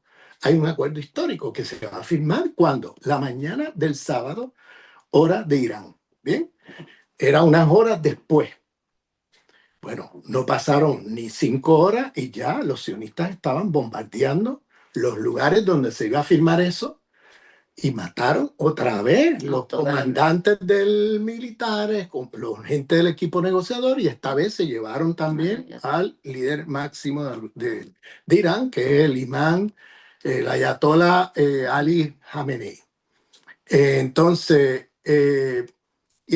pues, ahí se dio la guerra. Pero ¿qué hubiera pasado si Israel y Estados Unidos hubieran aceptado los términos, ¿no?, de ceder la soberanía de ellos sobre el uranio, ¿no? Y no hubiera habido la guerra? Acá ellos se dieron soberanía a cambio de guerra. ¿Qué hubieran dicho toda esta gente que hoy dice, miren los iraníes, se inmolaron, ¿qué hubieran dicho? Hubieran dicho que traicionaron porque se dieron soberanía para evitar una guerra. Es que la guerra hoy día ante imperios tecnológicamente con tecnología militar tan destructiva, hay que tratar de evitarla por Sí. todos los medios. Y Irán estaba dispuesto a ceder soberanía con tal de evitar la destrucción de una guerra. Ellos saben lo que es una guerra. Saben lo que es una Y hoy guerra. sabemos lo que es una guerra Claro que sí. en Entonces Palestina. fíjate lo que ellos están ganando la guerra. Están ganando la guerra. Pero el costo que ha tenido, eso le va a tomar unas décadas levantarse. Pero no querían, fueron ellos Hasta el final último minuto tratando, de sabiendo negociar. y sabiendo que lo traicionero que son, sabiendo que te van a matar el equipo negociador, sabiendo que todo ese riesgo está ahí, se fueron hasta el último minuto a evitar la guerra, se dieron soberanía con tal de evitar la guerra. Ahí está el ejemplo de Irán. Sin embargo, ¿qué concluye cierta gente? No, no, es que hay que inmolarse, es que hay que meterse en la guerra porque, o sea, no, ellos no quisieron meterse en la guerra. Ellos demostraron hasta el último segundo que estaban evitándola, hasta más no poder. Cuando ya no tienen otra, pues se lanzaron, ya no tienes otra. Lo mismo que pasa, algo parecido pasa en la Revolución Bolivariana, pero la diferencia es que no está en la región del Medio Oriente, donde el sionismo tiene una agenda muy particular. Está en otra región del mundo. Que aunque ya está llegando el Que el sionismo sionismo ya ha llegado, pero no tiene un interés especial como tiene con Irán o con los países en el Medio Oriente, donde ellos están tratando de generar un poder hegemónico en la región. Ellos no ven a Venezuela como un competidor en la región geográfica donde ellos se encuentran. Entonces, sí ven a Irán. Entonces, ellos sabotearon el acuerdo que llegaron Estados Unidos e Irán. Ellos fueron los que se fueron la mañana del sábado, hora de Irán, a bombardear los lugares donde se estaban firmando los acuerdos. O sea, eso fue lo que hicieron. Y hicieron estallar el acuerdo. Entonces, en cambio, en Venezuela hizo algo parecido, ceder soberanía, que en el caso de Venezuela lo que querían no era que suspendieran eh, este, ¿cómo te digo? El programa nuclear, porque o sea, el programa nuclear, Venezuela no tiene programa nuclear. Lo que querían era petróleo, porque lo necesitaban urgentemente de cara a la guerra contra Irán que estaban preparando. Entonces digo esto, hago este recuento porque es que el tema no es inmolarse, el tema es luchar con astucia, ¿no? Ese es el tema. ¿Cómo vas a luchar con astucia? No vas a suicidarte en el proceso, no vas ahora a ponerle en bandeja de plata al imperio que te destruya el país. Tú siempre vas a tratar de evitar eso hasta el máximo. Cuando ya no es posible evitarlo, pues te enfrentas a la guerra, no tienes otra. Y tienes que prepararte para ese momento. Pero en el caso por ejemplo, afortunadamente, la amenaza querían hacer con Venezuela algo parecido, querían hacer si el liderato bolivariano, cuando llaman a Delcy, llaman a Diosdado, los llaman por teléfono, saben dónde están y les dan 15 minutos para decidir qué van a hacer. Entonces, o negocia o te matamos. Entonces, el matarte es Y ahí está Palestina y ahí está Irán como ejemplos de lo que eso significa. Claro, Siria, Irak, Libia, claro. mira la destrucción que han hecho esos países. E igual se han quedado con el petróleo. Igual. En Siria, en Libia. Entonces, tienes que medir y sopesar. Y quiero decir que mi visita a Venezuela me llamó la atención que tienes mucha gente del movimiento bolivariano, incluso gente que no es bolivariana, agradeciendo al liderato bolivariano que no se hayan lanzado a una guerra, una aventura militar con el imperio, que hayan sabido sopesar la relación de fuerzas desigual, ha sabido sopesar que no estás en condiciones de enfrentar al imperio de esa manera militarmente, sin que haya una gran destrucción de cientos de miles de seres humanos, pero también destrucción de infraestructura del país que te va a tomar años levantarte.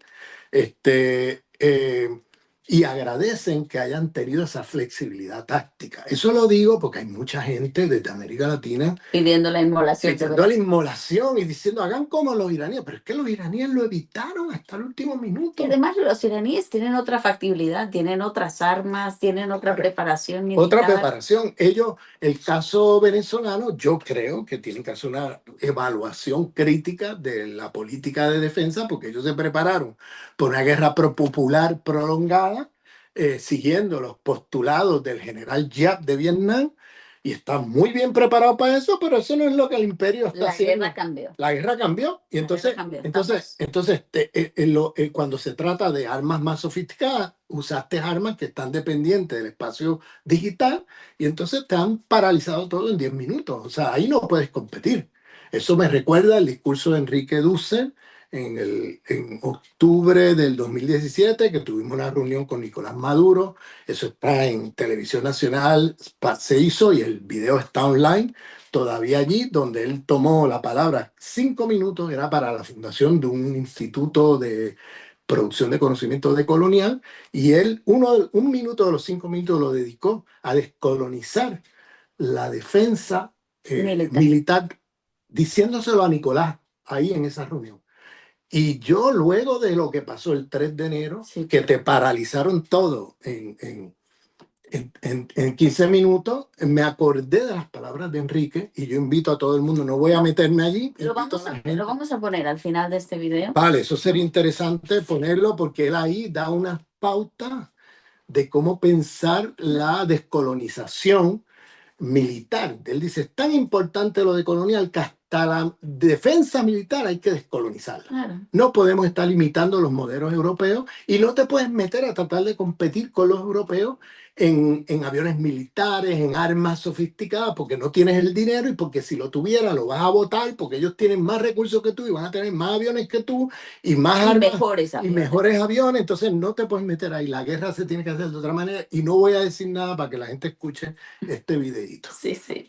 Y es un poco también lo que ha hecho Irán, o sea, todas estas sorpresas que se ha llevado el sionismo y el imperialismo con pequeños drones, o sea, realmente es una cosa increíble la creatividad que han puesto, ¿no? Sí. En esta defensa de otras maneras, evitando los radares y volviendo a tecnologías que quizá se pensaban que eran, digamos, menos desarrolladas, pero que en este tiempo están funcionando de mejor modo. Y porque Ahora, no dependen del espacio digital. exactamente. Y bueno, yo quería terminar también este conversatorio que hemos tenido tan interesante, hablando de un tema muy importante, que es el horizonte de la revolución bolivariana, porque creo que hay una diferencia y me gustaría mucho que tú entraras ahí porque yo te he escuchado en esta reflexión y siento que no se ha entendido suficiente, que no se le ha puesto la importancia y hoy día creo que en este replanteamiento de hacia dónde va la revolución tenemos que volver hacia ese horizonte. La diferencia que hay entre la revolución bolivariana de Chávez, que se declaraba, ¿no?, abiertamente en un golpe de timón hacia el Estado comunal y que entendía este socialismo, pero desde una construcción de comunas que fueran teniendo cada vez mayor poder, sustituyendo al Estado moderno colonial, y la revolución bolivariana que tenemos hoy, o sea, la revolución bolivariana después del 3 de enero. Me ha llamado la atención, no sé, ciertas afirmaciones que se dicen ahora, que ya, digamos, el tema del Estado comunal no está tan presente, ¿no? Que se habla más como del desarrollo, que se habla más del modelo chino. Entonces, yo quisiera que tú pudieras hacer una reflexión comparativa entre ese horizonte de la revolución bolivariana de Chávez, del golpe de timón del Estado comunal, y el horizonte que tenemos hoy de la revolución bolivariana con Delcy Rodríguez y el nuevo equipo y el acercamiento que se está teniendo hacia China. Sí, yo creo que hay algo que viene pasando ya desde hace varios años y que yo lo he criticado públicamente. Tengo videos hechos en Venezuela llamado la atención a este problema, y es que el modelo chino, ¿bien? Porque ahora mismo la orientación de la revolución bolivariana es desarrollista. Vamos a hacernos una Ujú, superpotencia ujú, económica, vamos a hacernos, están repitiendo lemas que yo he escuchado en la boca de Deng Xiaoping. ujú. Bien, Deng Xiaoping es ese reformista Eso. chino que restauró el capitalismo, destruyó las comunas, las destruyó, eso hay que decirlo. El modelo chino fue destruir las comunas, destruir las cooperativas y meterse en un proyecto ya capitalista, que eso fue lo que hizo Deng Xiaoping. Después de la muerte de Mao, hubo un golpe de Estado en China que implantaron un proyecto desarrollista capitalista, de restauración capitalista en China, que ha sido súper exitoso porque se ha convertido China en una potencia capitalista mundial que le compite de tú a tú con el imperialismo estadounidense y los imperialismos occidentales. Pero no podemos perder de vista que es un proyecto que, en mi opinión, no es deseable. Bien, pero el tema, fíjate, es más todavía más profundo, porque aunque fuera deseable, no es viable, Mm.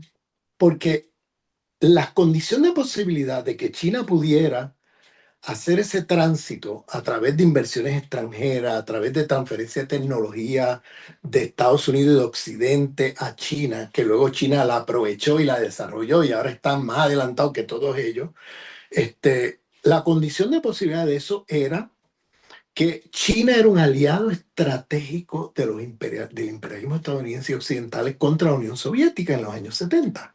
O sea, una alianza de China después de la muerte de Mao. O sea, durante Mao hubo esa alianza, perdón, la visita de Nixon a China, Nixon y Kissinger en el año 71, abrió una nueva era de relaciones entre Estados Unidos y China, donde se hizo de enemigo principal a la Unión Soviética. Entonces, la colaboración de China en ese proyecto de alianza con el imperialismo estadounidense contra China fue la condición de posibilidad de que luego, en el año 76, cuando vino el golpe de Estado de Deng Xiaoping, pues eso fue un golpe de Estado donde murió mucha gente, donde encarcelaron, tú sabes que en China, cuando se habla de estas cosas, se está hablando de millones, los números, porque es un país con una población Enorme. enorme, entonces millones de muertos, millones de gente encarcelada y todo eso, un golpe de Estado, e impusieron una dictadura desarrollista, ¿bien?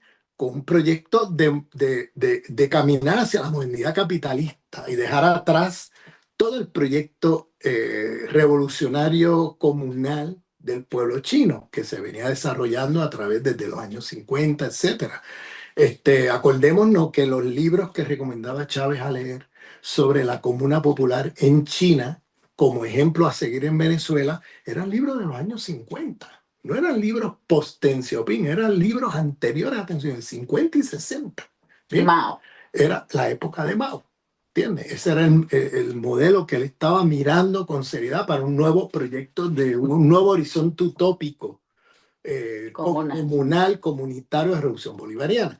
Entonces, después del golpe de Deng Xiaoping en el 76, China tomó un giro totalmente hacia la derecha. Fíjate que la política exterior china se alineó con la política exterior americana y empezaron a apoyar a Pinochet en Chile, dictaduras como la de Pinochet, empezaron a apoyar la dictadura de Marcos en Filipinas, Wow. empezaron a tomar un giro de derecha a escala mundial porque la alianza ya después de la muerte de Mao se consolida entre Deng Xiaoping y Estados Unidos y comienzan las inversiones extranjeras en China, comienza todo ese proceso. Pero claro, China era un aliado estratégico Estados de Unidos. Estados Unidos. Entonces, por tanto, le transfirieron capital y tecnología, como no han hecho con otros países y no van a hacer con otros países. Venezuela es un enemigo estratégico.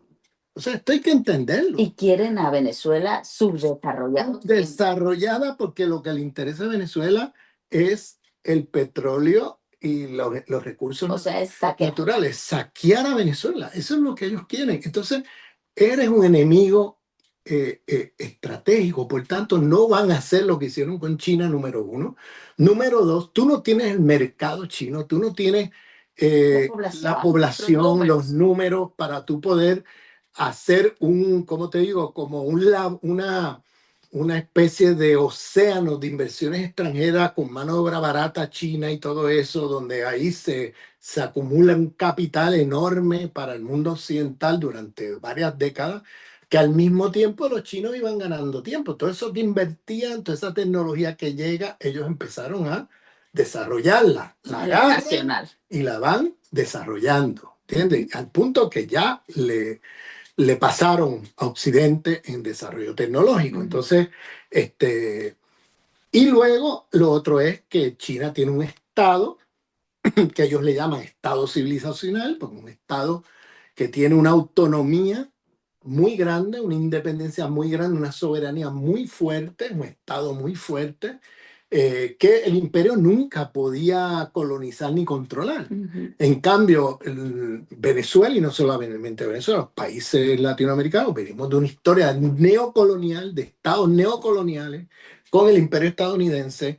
Tenemos estados que no son estados así de fuertes como el chino, y ahora en que estás en una situación de tutelaje colonial, menos todavía, donde ese modelo desarrollista, porque eso es lo que repite tanto Delcy como Jorge Rodríguez. Ellos hablan que ahora Venezuela, con el nuevo momento después del 3 de enero, va a llegar millones de dólares en inversiones, que ahora van a desarrollarse, que bueno, ustedes me dirán, bueno, Ramón, pero ¿de dónde tú te sacas esto de que esto es el modelo Deng Xiaoping en China? Bueno, porque yo he oído los discursos de Delcy y he oído los discursos de Jorge Rodríguez. Jorge Rodríguez, por ejemplo, dice, a los trabajadores de PDVSA, lo he visto en discursos a los trabajadores de PDVSA, a todo viento decir, pues mira, mi abuela decía que no importa si el gato es blanco o negro, lo importante es que case ratones. Sí. Perdóname, eso no lo decía tu abuela, eso lo decía Deng Xiaoping. Quizá también lo decía su abuela. Bueno, quizás lo decía la abuela, pero yo sinceramente tengo mis dudas porque eso es un lema, pero muy conocido de Deng Xiaoping. Entonces, en otras palabras, no importa si es capitalista la empresa, socialista o lo que sea, eso no importa. Lo que importa es que haga producción, que produzca, ¿no? Y entonces, ¿qué era lo que estaba diciendo? Decía, mira, olvídate de estos principios de que las relaciones de producción y las empresas tienen que tener un carácter socialista. Olvídate de eso, es lo que estaba diciendo. Que sean capitalistas, lo importante es que produzcan y que sean eficientes. O sea, una lógica de costo-beneficio, una lógica de racionalidad instrumental. Era una lógica capitalista de acumulación de capital, donde echaron atrás toda la racionalidad de producción y reproducción de la vida que tenía el periodo revolucionario de China antes de la llegada de Deng Xiaoping. Entonces, y dice también que hay que emancipar las mentes, dice Delcy, hay que emancipar la mente, un lema que también decía Deng Xiaoping, y contrastaba siempre el periodo actual de que ahora vienen inversiones, de que ahora vienen, ahora con todas las inversiones que van a llegar, vamos a ser una superpotencia petrolera, una superpotencia económica, y está vendiendo a la gente un proyecto total, una ilusión desarrollista, que es pura ilusión, porque en realidad el contexto de lo que pasó en China no tiene nada que ver con el contexto venezolano. No es viable, aun si fuera deseable para ti ese proyecto que hicieron en China, no es viable en el caso venezolano, porque las condiciones son totalmente diferentes. Entonces, por tanto, el horizonte estratégico ya no se habla del Estado comunal o del poder. Ahora se está hablando y se está vendiendo la idea que ahora vamos a desarrollar, que el periodo anterior era un periodo donde se cometieron errores, donde era un periodo donde no tuvimos gran desarrollo económico, donde ahora vamos a entrar en el mundo, entonces hay que entrar en las instituciones mundiales, capitalistas, foros, o sea, el Banco Mundial, el Fondo Monetario Internacional, ahora vamos a invertir y todo esto, pero perdóname, China, cuando invertían en las empresas, ellos tenían una buena parte del dinero que hacían esas empresas. Estaban pactadas y un por ciento grande se quedaba Claro, en China. sí, Entonces, ¿qué pasaba? Ese dinero no iba a un banco en Estados tutelado Unidos, por el Tesoro americano en los Estados Unidos, donde Estados Unidos decide donde sí, ¿no? o sea, Se gasta. cuánto sacas, cuánto no. De Estados Unidos está diciendo que ese dinero se va a invertir en compra a empresas americanas, que no se puede invertir en otra cosa. O sea, Claro. ya te están condicionando todo eso. Las condiciones no son las No, no, mismas. no.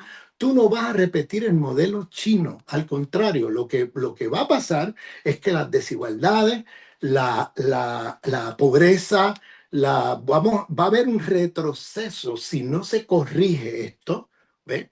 Si no se corrige esto y no se pone otra vez el Estado comunal, no se sale de esa ideología y esa ilusión desarrollista y empezamos a pensar en el buen vivir, bien, en el buen vivir, en el sentido, ¿ves? De lo Cualitativo. cualitativo, o sea, de la vida digna, ¿no? No la vida de consumir Lujosa. más o lujosa, nada de eso, sino que todo el mundo tenga una vida digna.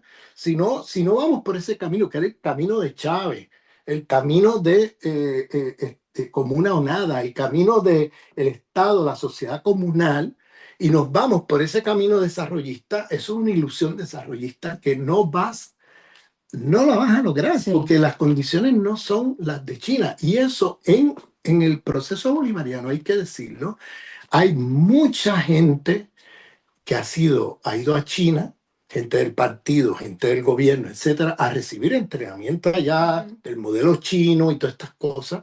Y la gente ha vuelto a Venezuela con este modelo creyéndose que eso se puede replicar en Chávez tenía muy claro que los modelos no se podían replicar. O sea, esa era una cosa que él repetía continuamente. Y aunque tenía una gran admiración también por lo que se estaba haciendo en China, él decía que eso no era, digamos, no era para Venezuela, que Venezuela tenía su propio camino y que iba a construir su socialismo de una manera distinta. Entonces, yo, digamos, como para ir resumiendo ciertas cosas que tú has dicho, ¿no? China tenía ciertas condiciones. Tenía, por ejemplo, además de ser un aliado estratégico contra Rusia, bueno, contra la URSS en ese momento, tenía un aparato estatal gigantesco, una capacidad industrial enorme, ¿no? Una planificación burocrática, una cohesión territorial, ¿no? También condiciones políticas y partidarias que vienen también de una historia, ¿no? De muchas guerras que hoy día ya el gobierno chino, digamos, libró todas las guerras que podía tener y no quiere más guerras, así que es una cultura también de mucha disciplina, de una disciplina partidaria, ¿no? De un poder además exportador a nivel global impresionante. O sea, esas condiciones no las tiene Venezuela. O sea, Venezuela depende del petróleo, o sea, depende de su materia prima, tiene instituciones muy débiles y hoy día con el bloqueo y con estos 30 años de rezago en tantas cosas por la lucha y por todas las sanciones o más bien de las medidas coercitivas que ha impuesto el imperialismo, pues la han condenado a tener una economía bastante pequeña. O sea, Venezuela realmente no destaca ahora mismo en ningún rubro más que en la producción de petróleo. Entonces es poco lo que tiene para ofrecer en ese sentido, el sentido por ahora, capitalista. en el sentido capitalista. Porque en el sentido de comunalización, en Claro, el sentido de vida digna, etcétera, claro, ha claro. aportado Por muchísimo a supuesto, Venezuela. O por sea, supuesto. Pero me refiero de acuerdo a ese modelo, o sea, poniéndonos las gafas de querer construir el modelo chino, o sea, hay muchas cosas que no tienes las condiciones no objetivas es viable. para poder saltar allá.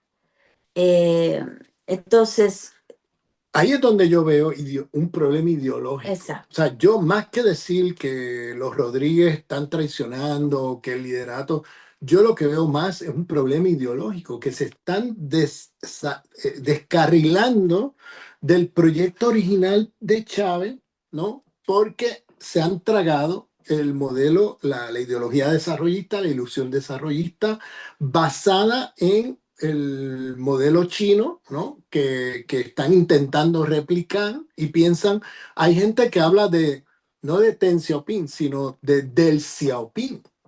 Oh, por Dios. Hay gente usando ese término del Xiaoping, o sea, porque están viendo en su discurso la reproducción de lemas y de frases que vienen de ahí. Entonces, y claro, cuando tú dejas el proyecto, ya deja de ser el Estado comunal, sino que vamos a ser una potencia, una superpotencia económica, que vamos ahora a tener todas estas inversiones extranjeras y todo esto que ahora Y vamos que a hacer. nos llegó el Y momento, que nos ¿no? llegó el momento ahora de poder hacer todo eso. Perdóname, tú estás en un tuto viaje colonial. ¿A dónde tú crees que va a ir todo ese dinero? O sea, eso no está en China. China tiene un estado totalmente autónomo, no controlado por Estados Unidos, y mucha de esa acumulación de capital quedó en manos chinas. En Entonces, los bancos en chinos. los bancos chinos, en empresas chinas, etcétera, ellos Una pudieron protección. mantener una autonomía de todas esas inversiones de capitales que hizo que ellos pudieran dar el salto Ujú, dentro de la propia economía capitalista, hacerse una superpotencia capitalista mundial. claro.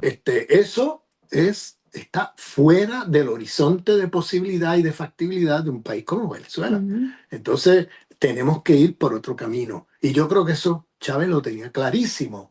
O sea, el modelo que él planteaba era un modelo, fíjate, que cuando él hace el golpe de timón, ¿te acuerdas que él saca unos libros para que se lo lean sobre la Comuna la comuna. Popular China? Sí, Y era un libro de los años 50, sí, no era un libro de la época de Deng Xiaoping. sí. Entonces, ¿qué ha pasado? Que nos hemos olvidado de la época del proceso revolucionario chino que tanto defendía Chávez, y ahora estamos con la época de la contrarrevolución china de Deng Xiaoping, que ahora es lo que queremos emular. O Ujú. sea, perdóname, yo creo que yo no soy una persona purista, yo sé que estamos en un mundo capitalista, que no hay ahora mismo posibilidades de tener un campo socialista en este momento histórico, pero tenemos que tener un horizonte claro ¿Hacia de dónde? hacia dónde vamos, porque si no, te confundes y terminas otra vez como Ujú, terminas en la Cuarta sí. República. Yo ¿Va? creo que hay que, Terminas otra vez en el capitalismo claro, neocolonial de la Cuarta República de Venezuela, o sí, sea, donde está casi toda América Latina hoy. sí.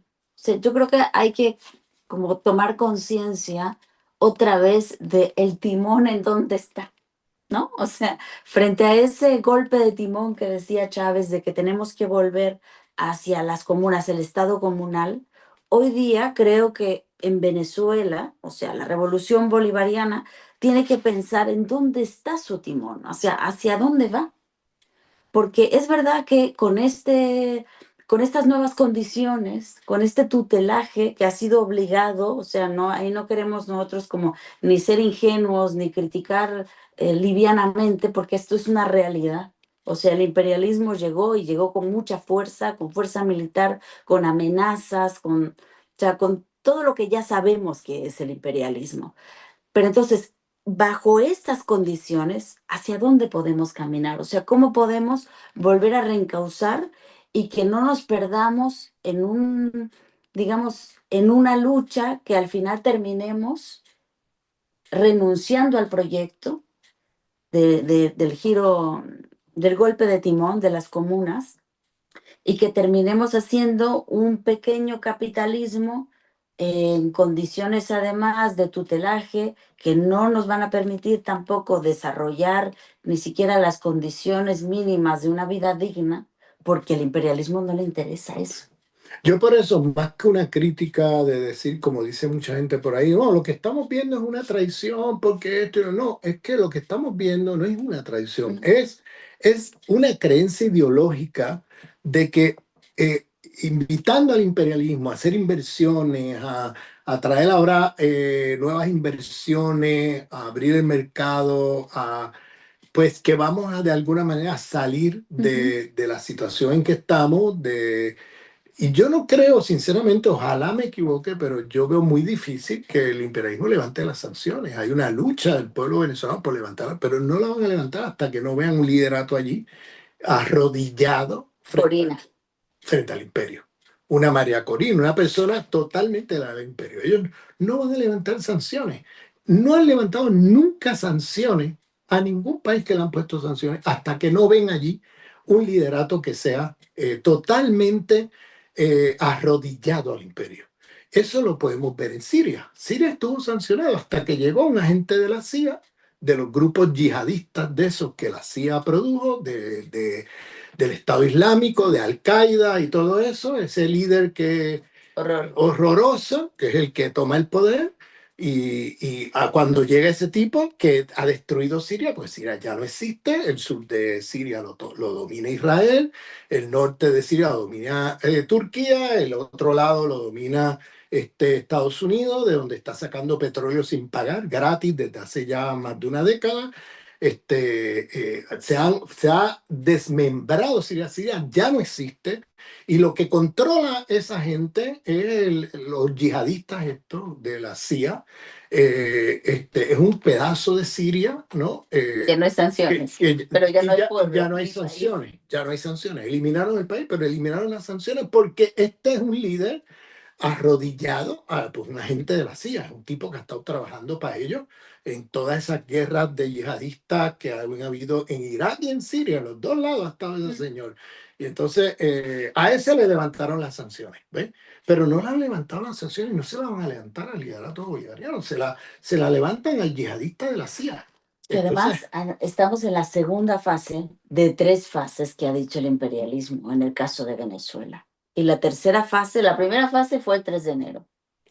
La segunda fase fue el tener el país tranquilo y en paz para que pudieran ellos hacer y deshacer. No, dominar.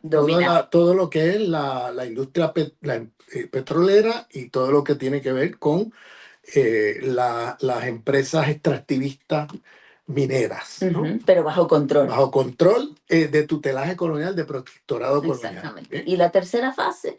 Tumbar el liderato. Ese es. O sea, se ha dicho directamente.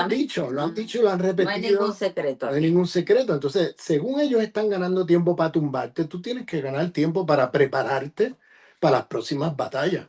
Tú tienes que ganar tiempo para estar preparado para en caso que haya que enfrentarlos militarmente, como hizo Irán. Y otra cosa que yo también quiero señalar es la importancia de la comunicación. O sea, porque yo creo que esa es una de las cosas que falla y digo que falla porque como que veo no solamente confusión en la izquierda, ¿no? Y por eso es que Venezuela, la revolución bolivariana, se va quedando sola. Y eso me parece, o sea, me parece muy trágico porque yo creo que hay que acompañar, o sea, tenemos que seguir, como decía Fidel Castro, situándonos frente al imperialismo. Y Venezuela tiene que estar ahí como uno de nuestros espacios también de lucha, de los pocos que quedan en América Latina. Y la otra es que también se necesita una comunicación más diáfana, que yo sé que es muy difícil en estos momentos de asedio imperial, pero una comunicación con ciertos liderazgos, medianos liderazgos, para que se pueda articular lo que pasa arriba de lo que pasa abajo. O sea, porque esta organización popular, estas comunas que quedan, o sea, todo el partido también que está intacto, o sea, ¿qué trabajo se está haciendo ahí en las bases para prepararse en esas luchas que vienen? Claro, O sea, ¿qué articulación hay entre lo que está haciendo el liderazgo de arriba, conteniendo al oso del que tú hablas siempre? ¿Y qué se está haciendo abajo para poder responder con claridad frente a los desafíos que se vienen? Sí. O sea, esa comunicación yo siento que está como cortada. Tiene que haber una doble comunicación. Una comunicación de cara al imperio y una comunicación de cara al pueblo. Exacto. Entonces, ahí tiene que haber una división de trabajo. Los que están haciendo la comunicación de cara al imperio no pueden hacer la otra. ¿Entiendes? Entonces, la otra la tiene que hacer otra gente. Y eso se tiene que organizar. Eso no se puede dejar ahí espontáneamente a que cada cual haga lo que pueda. Eso se tiene que organizar. Y ahí yo le doy una responsabilidad enorme al partido. Porque el partido tiene, y a otras organizaciones populares, Claro. Que tienen... Que hay, porque además Venezuela tiene mucha organización. Mucha organización popular que tienen ese contacto con las bases, que están organizados en las bases del pueblo, en cada calle, en cada esquina, Y ahí tiene que darse un tipo de comunicación diferente a la que está haciendo el liderato frente al imperio. Ahí tiene que haber una división de trabajo, un contexto como el que hay ahora, donde prácticamente está en una situación de tutelaje colonial, porque en realidad te tienen la pistola en la cabeza, ¿no? Para el liderato. Entonces, ahí tiene que haber mucha creatividad en la comunicación. Sí. No se puede estar haciendo lo que se hace oficialmente es que diciendo a la gente no digas eso, no puedes decir aquello, no puedes. No, no, perdóname. Tú no podrás decirlo porque tú estás en una posición oficial, pero el pueblo no. El pueblo puede decir otras cosas. La gente de las organizaciones populares, el partido, otra gente puede hacer otras cosas. Entonces, no reprimas el discurso político antiimperialista que se puede generar desde otros espacios, con una directriz que viene de arriba abajo. O sea, no hagas eso. Eso hazlo de cara al liderato que tiene que disciplinarse porque están bajo vigilancia del imperio.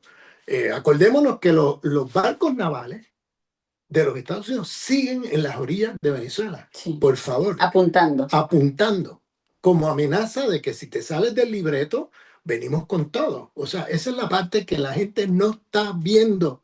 La izquierda de afuera. La izquierda del exterior no está viendo eso. Entonces, y no está viendo lo que el movimiento popular que hay organizado y todo el potencial que hay ahí. Y hay gente ya tirando la toalla, diciendo, no, esta gente se vendieron, esto ya no hay nada que hacer, hay que denunciarlos, hay que esto, hay que lo otro. O sea, una banda, yo le voy a decir así, con toda la de irresponsables, de infantiles de izquierda, como decía Lenin. O sea, ultraizquierdismo, enfermedad infantil del comunismo. Era el título de un libro de Lenin. O sea, son una banda de infantiles que creen que la política es moral. Tú sabes, que están en la cristiandad predicando purismo moral, y donde quiera que hay un pecadito aquí y acá, pues ya descartas todo. O sea, son de la cristiandad. Eso es lo que son. Entonces, hay que Y tener... además ven siempre el problema enfrente, ¿no? Nunca se ven a sí mismos como parte No del se ven problema como y como problema. parte de la solución. Y yo creo que eso es lo que tenemos que ir Sí, asumiendo. sí, porque toda esa gente, en lugar de contribuir a que ese pueblo bolivariano pueda levantarse y pueda, lo que hacen es tirando piedra para allá y ya descartando, diciendo, esta gente ya se vendió, eso se acabó, ya esto, lo otro. ¿Qué es lo que vienen diciendo lo que yo llamo los decoloniales coloniales hace más de una década? Lo que hace la pseudoizquierda latinoamericana desde hace más de una década, que ya descartando todo y tirando la toalla y el bebé por la ventana. Entonces, ahí yo no veo que se esté construyendo nada positivo. Ahí lo que se está haciendo es ya concediendo al imperio la victoria de ellos. Exacto. Eso es una cosa impresionante. Le están concediendo al imperio la victoria y están concediendo al imperio la destrucción de la revolución bolivariana. No se están dando cuenta que es una situación mucho más compleja, donde todavía está allí el pueblo organizado y la revolución bolivariana y en pie de lucha. Entonces, eso tiene que encauzarse. Eso no puedes dejarlo tirado así diciendo, ya se vendieron, se acabó eso, y miras para otro lado y empiezas a denunciarlo.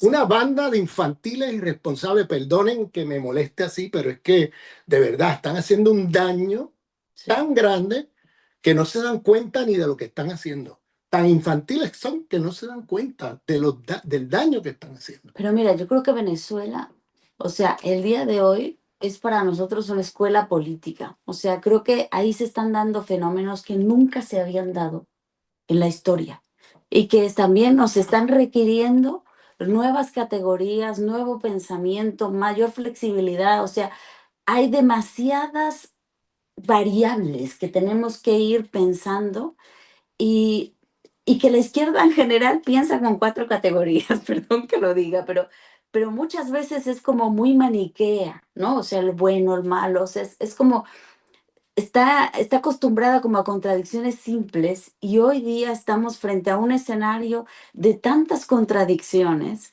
que no podemos simplemente como arrojarnos a lanzar un juicio fácil, sino que tenemos que, o sea, acompañar a ese pueblo que sigue ahí, que quiere construir un mundo para todos, que quiere construir, que está trabajando en sus comunas y que está tratando de entender, ¿no?, el lugar que le toca en este mundo global con una IA que hoy día los ataca desde el cielo y que ellos tienen pequeñas metralletas y es lo que tienen, pero tienen además como una enorme convicción y una utopía inquebrantable.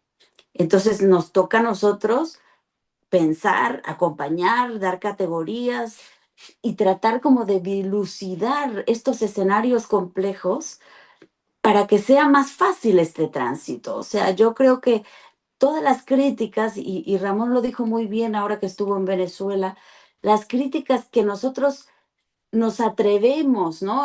Con toda humildad también a hacer, porque no estamos ahí en el territorio, son con la revolución bolivariana, no son contra la revolución bolivariana. O sea, nosotros nos asumimos parte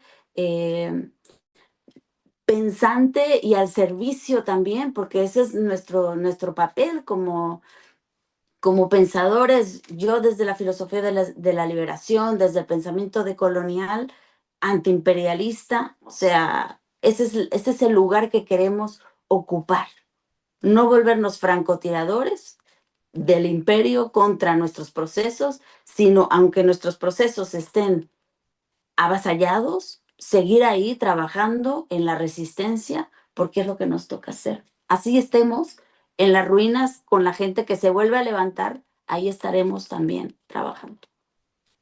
Como decía Fidel, dentro de la revolución, todas las críticas que sean necesarias. Contra la revolución, ninguna. Ese debe ser nuestra orientación en situaciones como esta. Pues muchísimas gracias, querido Ramón. Gracias. Hasta la estrategia militar mismo debe ser pensado, por supuesto, de una manera descolonial y no imitando lo que se nos impone de afuera. Yo me acuerdo haber dado algunas clases hasta en las escuelas militares en Bolivia o en Venezuela también. Y digo siempre, nosotros ¿para qué queremos aviones si enfrentaríamos a la potencia máxima en la Tierra que tiene aviones? Lo que necesitamos son simplemente armas que tierra, aire pueden echar abajo un avión y cuestan más barato. No necesitamos tanques, necesitamos bazucas que hasta un campesino pueda usar. Entonces, aún la estrategia militar hay que pensarla descolonizadamente y no imitando la estrategia de los países centrales, europeos, Estados Unidos y aún de Rusia y demás.